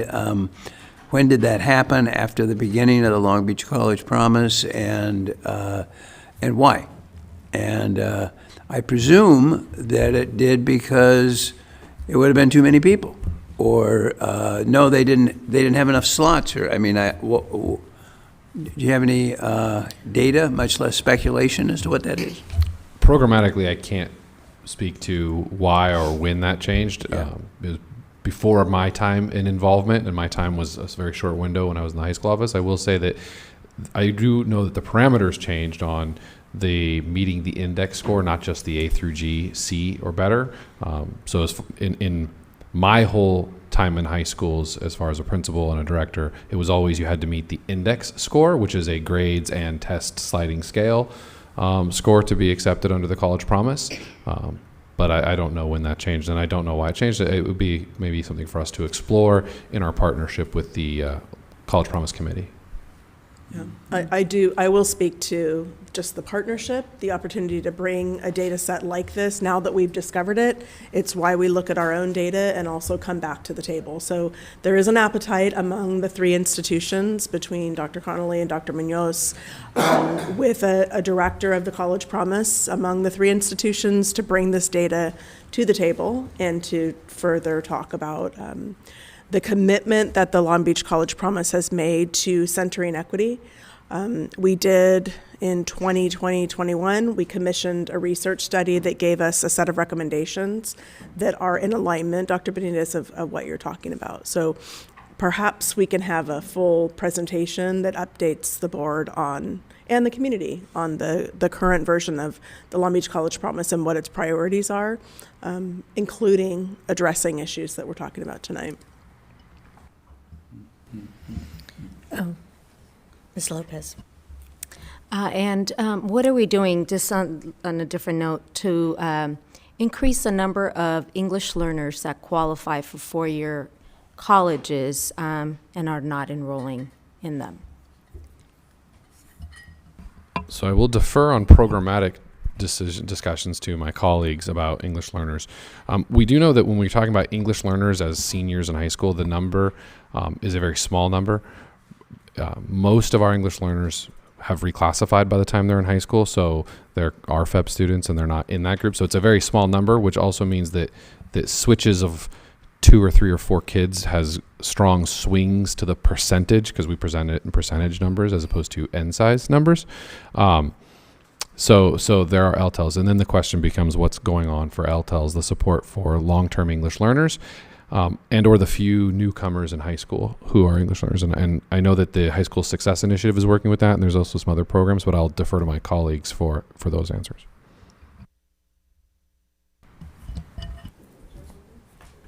Yeah, Dr. Glenn and I were looking at the information too and gathered that if students are at a 3.5 GPA or higher and are still EL, designated EL, we have to look into the why. Because if they are at a 3.5 GPA or higher, they should not remain as an EL, or shouldn't be tagged as an EL student. I think part of what I would add that's a more general statement is thinking about the success of English learners and when they redesignate in our system, which is a whole body of work. Again, the Multilingual Office has developed a multi-year plan that is how students matriculate into high school, what their course sequence is. And so we certainly own the part of accelerating their learning and ensuring that they have access and support for their A through G, the A through G courses.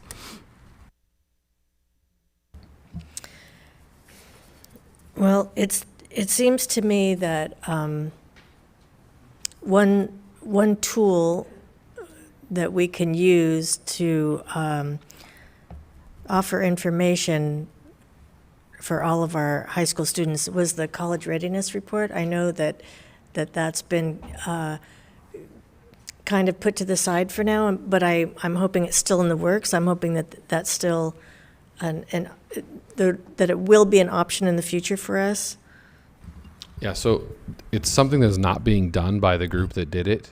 And so Cora is looking at how they might revive it. And we're also looking internally as to how we could create that on our own, but that was something that we were in partnership with. And then that partnership to create that document no longer exists the way it did. So we're looking at the college readiness index. We're also looking at still trying to create a high school readiness guide as well, so that our middle schoolers have some really strong, robust information about all the different pathways in their system, which pathways they're qualified for, at which sites, and looking forward to and which colleges might be in their realm if they continue with their success rates. So we're still working on that, but yeah, it's a big lift now that we don't have a partner.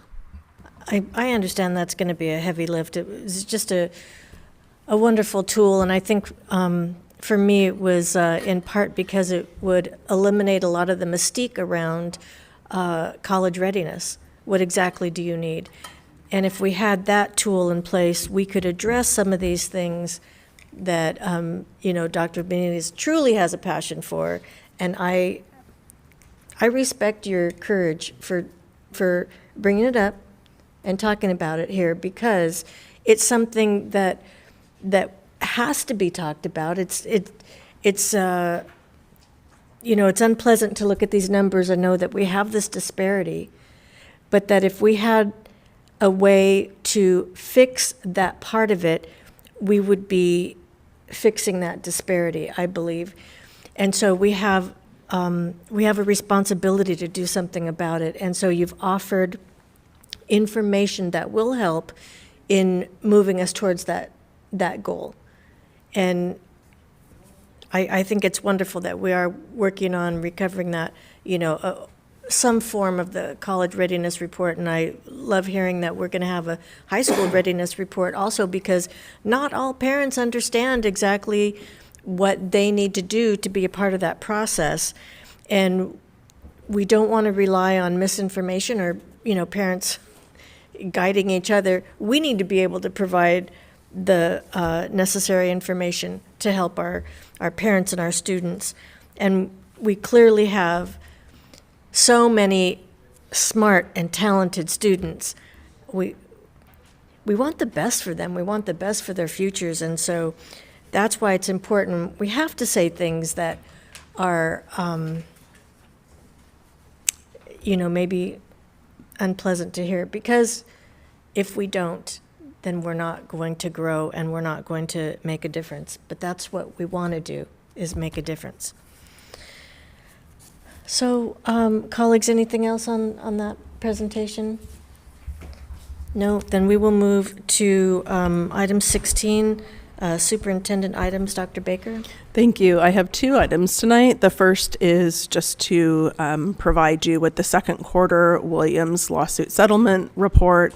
in this period of time between October 1st and December 31st, there were no complaints filed with any school in the district during this quarter. So this is just for receipt, information for receipt.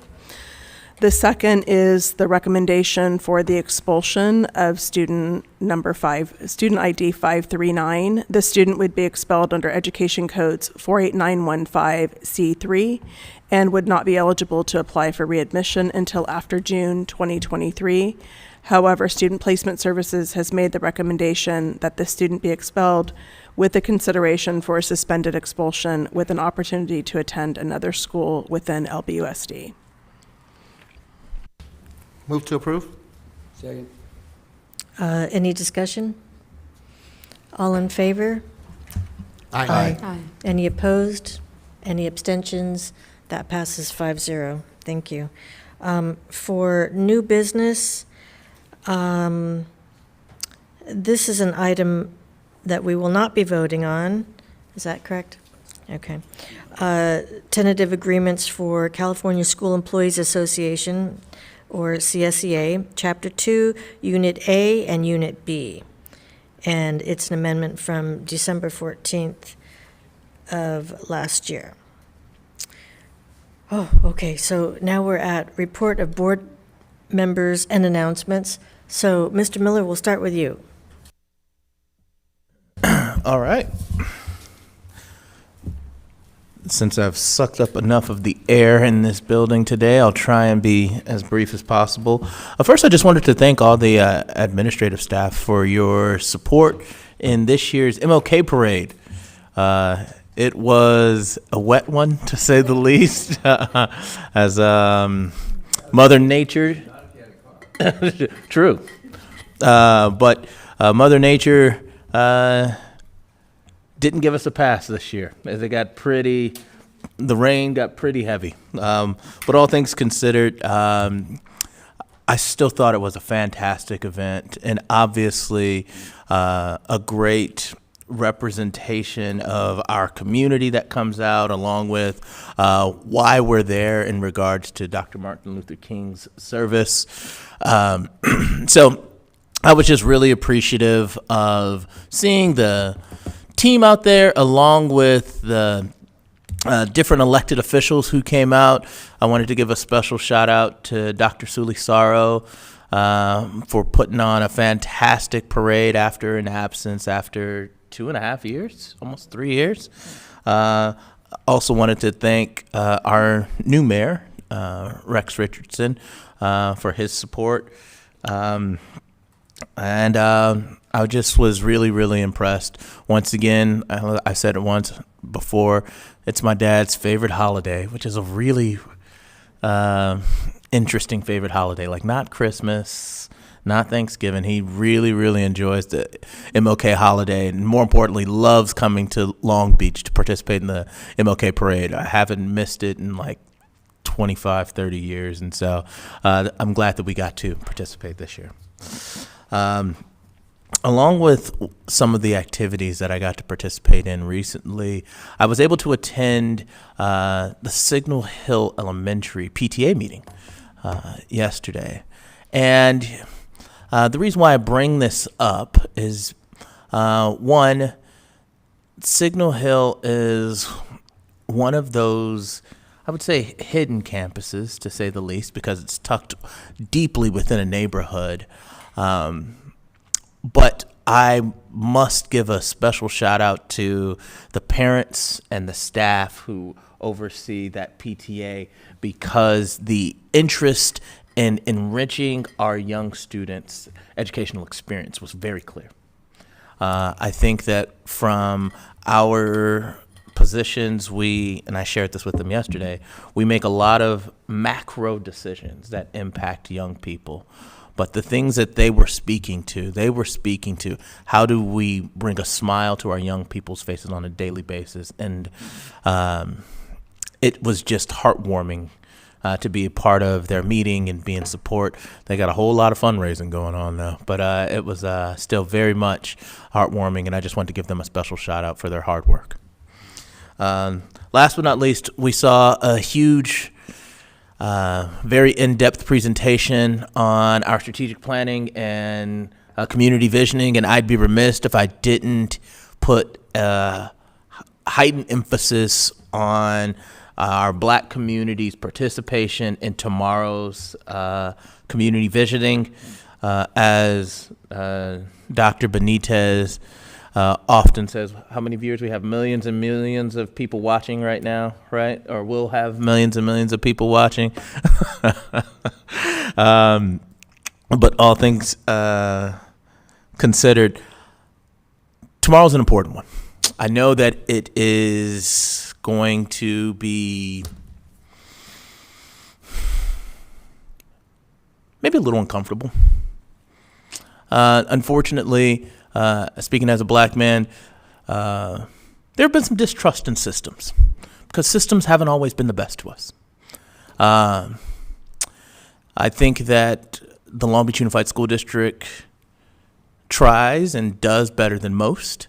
And so there's going to be a number of community members that are going to go into this meeting and will be a little distrusting, a little uncomfortable.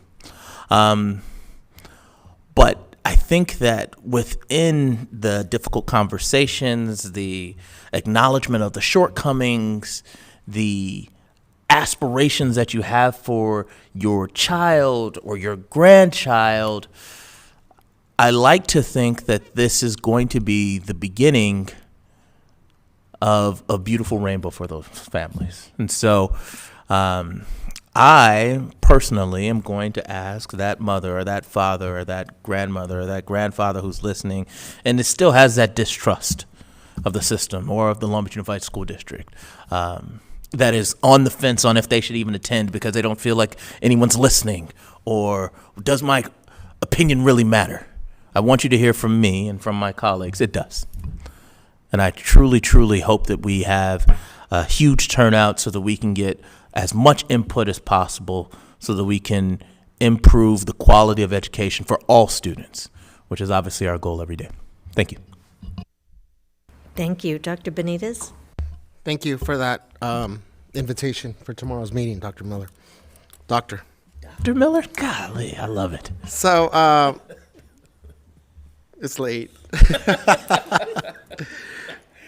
Ms. Craighead and Mr. Miller and I were fortunate enough to attend our Special Education Community Advisory Committee this month. And I wanted to highlight a few things and call in our SPED team to, I think one of the observations that I've had from our meetings is that, you know this, Dr. Simon, there's never enough time, right, for questions. And given that we had a very salient and a really good presentation on safety, there were just a lot of questions, concerns, inconsistencies brought up as to what we may have developed trainings for, but for whatever reason are either not happening or happening inconsistently at schools. So I wanted to raise that because we talked about the security cameras that we voted on today. There were just a lot of questions from our CAC community as to what we mean by safety if it doesn't apply to all of our students, right? And it went down to the level of some classrooms are not being consistent with locking doors.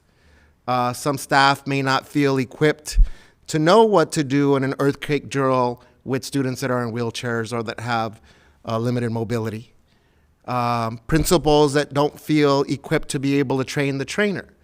And so my ask of parents and caregivers and community members at that meeting and of our SPED team and of our school safety team is there are a lot of things that I think can be handled at the school site, but there were some really broad, deep issues, system issues about what disparate experiences families are having when there are emergencies at the school, even in a lockdown, right? How families are being informed or not.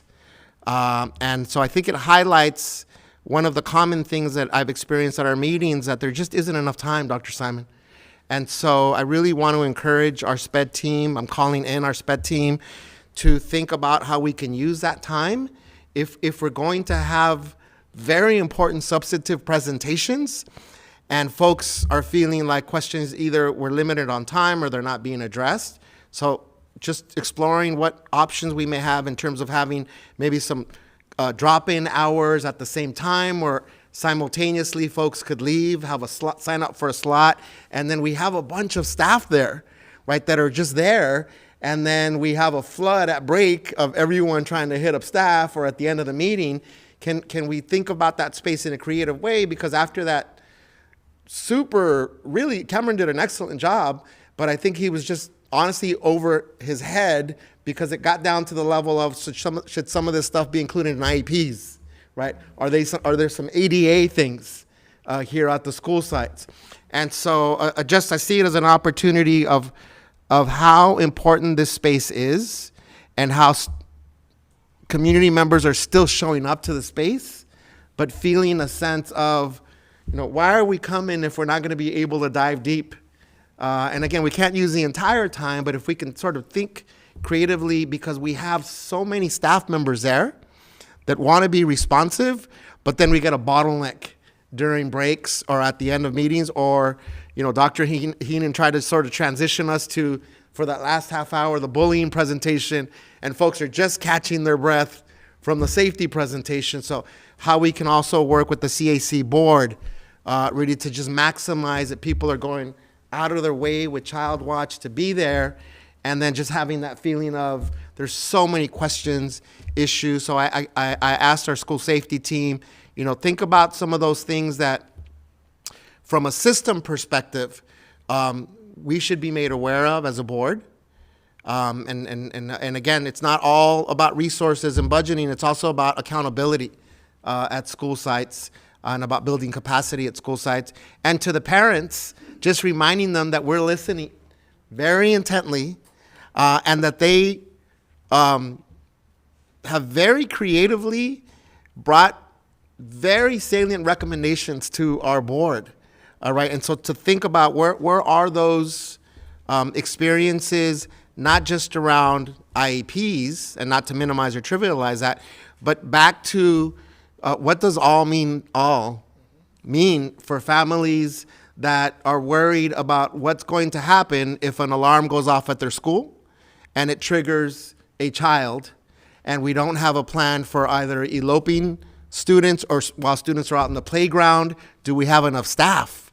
Right, genuine concerns with practical scenarios, and really us at that space not having answers to those questions. So I reminded parents, bring this back to us, right? That this space has been so powerful, but also our school safety and our SPED team, like, hey, we need to be educated as board members as to these conversations that unfortunately we can't all be at all these meetings all the time.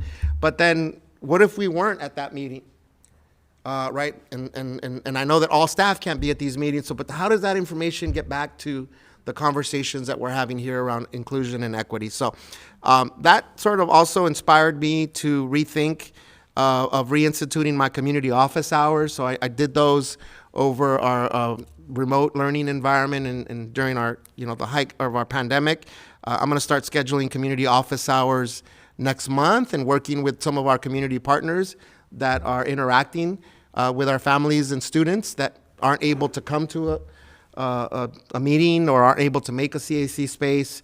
So I'll start announcing those community office hours starting in February. Maybe it's 2 hours every other week, just to highlight some of the things that we're covering here at meetings, and then have an opportunity to bring back what we're hearing in these spaces to our board meetings and to our staff that I know are again, just to me, it's a lost opportunity to have so many staff there, willing and able to engage, but then running out of time, right during that time period. And I know staff is making a big effort to be accessible, and then parents having to leave at 8 o'clock sort of hastily, or trying to squeeze in a few questions here and there. So an invitation continues to engage with us. And I want to just, for any of the CAC members that are watching, I said that we were listening, my colleagues were there, and that I would bring that we would, not I, that we would bring this back to the board. So just wanted to share that out. And I'm also excited of how do we use that and bring that back to our board goals and guardrails. So I'm looking forward to re-engaging in that work as we're in the middle of our strategic planning process, that we also committed to developing some board goals and guardrails that align with our strategic planning process. So that's my report for tonight, President Craighead. Thank you, Dr. Benitez. Mr. Otto.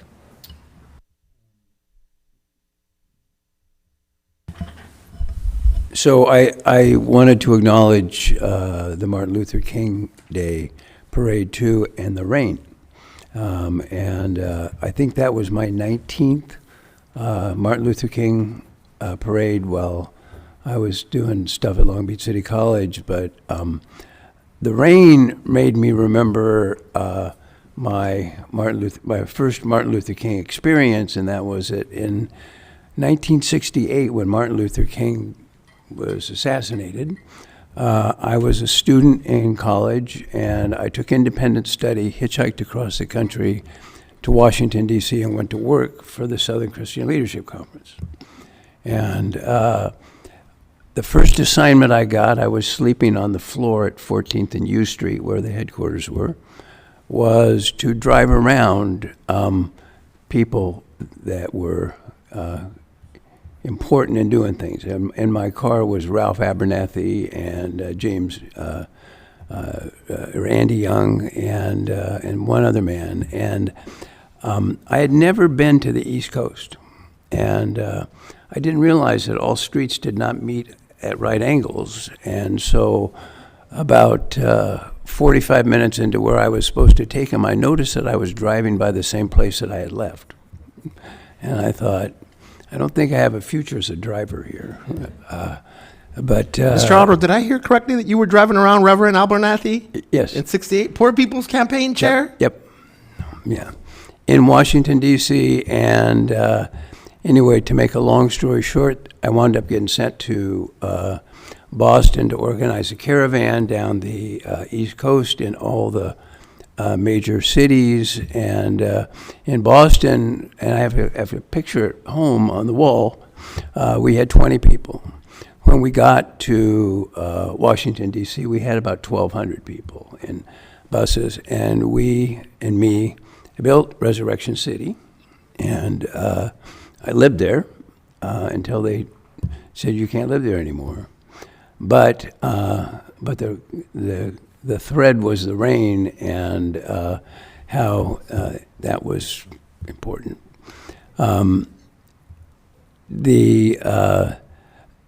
This parade was special because of I love being out in the community and seeing the people that show up for these things and how they're just you see things that you don't see unless you got good reasons to see it, and it was moving to be there, and I was grateful to experience it. And I always, this has kind of become a joke, but I always walk the parade because it's you just get it, you're down in it, and you have a feel, you can talk to people, and my mantra is always Long Beach City College, start here, go anywhere. And people are engaged. Everybody else was talking about what school are you from, and that was really great to hear as well. But anyway, so that's my Martin Luther King Day. I was very impressed tonight with the audits. We have a new year. We have just been through 3 years of God only knows what, and to have audits come out that way shows us that we're not only financially solid, but that we're doing a good job moving forward. And with the kinds of issues that we were talking about tonight that are going on, it's really important to have that sound financial footing. I so appreciate the work that you do, and the high regard in which you're held, not just by the auditors, but by people in this industry, this business. And so it's a new year. It's a good start. We've got things to look forward to. I was very impressed, as I said earlier, with the strategic planning process that we're in the middle of. And yet listening to the issues that the board and the school district is having to address and finding ways to address, I felt both dumbstruck and in awe of we're getting it done. And so we should be proud of that and double down our efforts to do the things that we have said that we are going to do. And we will have a new strategic plan by the summer, I think. And it will be one that's very involving, that will be heartfelt, and will be something that we can all be proud of and set us on a course for what's going to happen next. So that's my report. Thank you. But your light's still on. Ms. Lopez? Well, I'm just looking forward to visiting Area 1 schools and speaking with educators. And I just want to thank you all for answering the many questions I had regarding CTEs and agreements. I really appreciate your time and the time you gave me and the answers that you had for me. So thank you. Thank you. We've talked about King Day, and you attended a PTA meeting, and I attended an event last night, Reflections, and it's a PTA program and showcasing kids. And I just want to encourage all parents out there to become involved in one way or another. Research shows that when parents are involved, our kids do better. That's one reason. Another reason is it not just enhances the lives of our children, but it enhances our own lives. And we have so many opportunities to be involved, not just PTA, but there's all these community groups. If you have a child in special ed, there's the CAC. If you are a part of any other specific demographic, there's a group. And I just encourage everybody to be involved and volunteering and service, that kind of thing. But announcements, I actually have a couple announcements. And coming up is the 39th annual Norman Gottlieb Youth Art Show. Speaking of art and kids expressing themselves, at the Alpert Jewish Community Center, and that's February 1st to March 1st. So the artwork will be on display. And it features artwork from middle school and high school students, our student artists from across the district. The community reception is Thursday, February 23rd, from 6 to 7:30. And they do awards at 6:30. So I encourage everybody to visit that. It's going to be wonderful.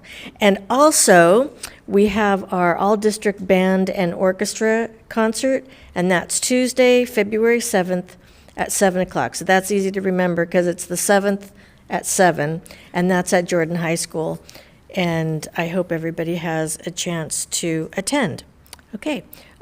Superintendent's report, Dr. Baker. Sure, thank you. I'll build on some things for the calendar and also a couple of acknowledgments. So just building on calendar, this was said earlier, but on January 21st, which is this Saturday, Kindergarten Festival at Dooley Elementary from 9 to 12, right? And the launch of the virtual education celebration. So, is that right? Okay. So in person at Dooley Elementary, 9 to 12, and that includes the strategic planning opportunity for community to come in, staff, internal staff, as well as community to come in, participate in the activity around strategic planning. Also, before the next board meeting on January 23rd, there will be a Measure Q community meeting, which is the launch of taking input and providing the community with the start of planning around what will take place in Measure Q. So great opportunity for students and community members. That there will be more information distributed, but that's at Browning High School from 6 to 7:30 on the 23rd. And then lastly, I won't read all of these off, but for our 8th grade parents, this is the time of year when we have high school choice nights. There's a link on the district website. If you just look at if you look under high school choice, you can see each night. There are a number of them that are coming up in the next 2 weeks. And then lastly, just 2 shout outs. I will be sending a certificate of appreciation for community member Shane Hardy, who went to school at Bernie as well as a couple of other schools in our district, and before the holidays held an event providing festivities and toys and other items to all of the students at Bernie Elementary. So just an absolute giving back to his community of where he started. So I've got a certificate to send off to him. And then lastly, I'll end on a note with one of our students. So in addition to the footage that you got to see of Natter Twal, the podcast interview, on the same day, I had the opportunity to interview Ariana, who is an 8th grader, not a high schooler, but actually an 8th grader at Avalon. She was identified when our team went out to Avalon to do their own student summit for strategic planning, and she raised her hand and said she'd like to be more involved. And she's a student who, if you come to the next Guiding Coalition, you'll see that she has shown up. She has been at every minute of the Guiding Coalition. She blends right in with the high school students. In fact, there were a couple people in the room when we did the podcast that were surprised that she was an 8th grader. Her mom brought her over to experience what it's like to talk to staff about her experience in the Guiding Coalition. And she has been nothing but amazing. And so in addition to the adult conversation, there's a student conversation coming out. And she shares about why she wants to be involved and what it means for the Avalon community to have an 8th grader out on the mainland for these experiences to speak up for them. So just encourage, if you see that coming across social media or coming out on our YouTube channel, it is worth the watch. So late enough, that's my report. Thank you. Thank you. Well, that concludes our meeting for this evening. I wasn't far off with the midnight prediction, unfortunately. But our next regularly scheduled meeting is February 1st. And with that, I adjourn the meeting. Thank you, everyone.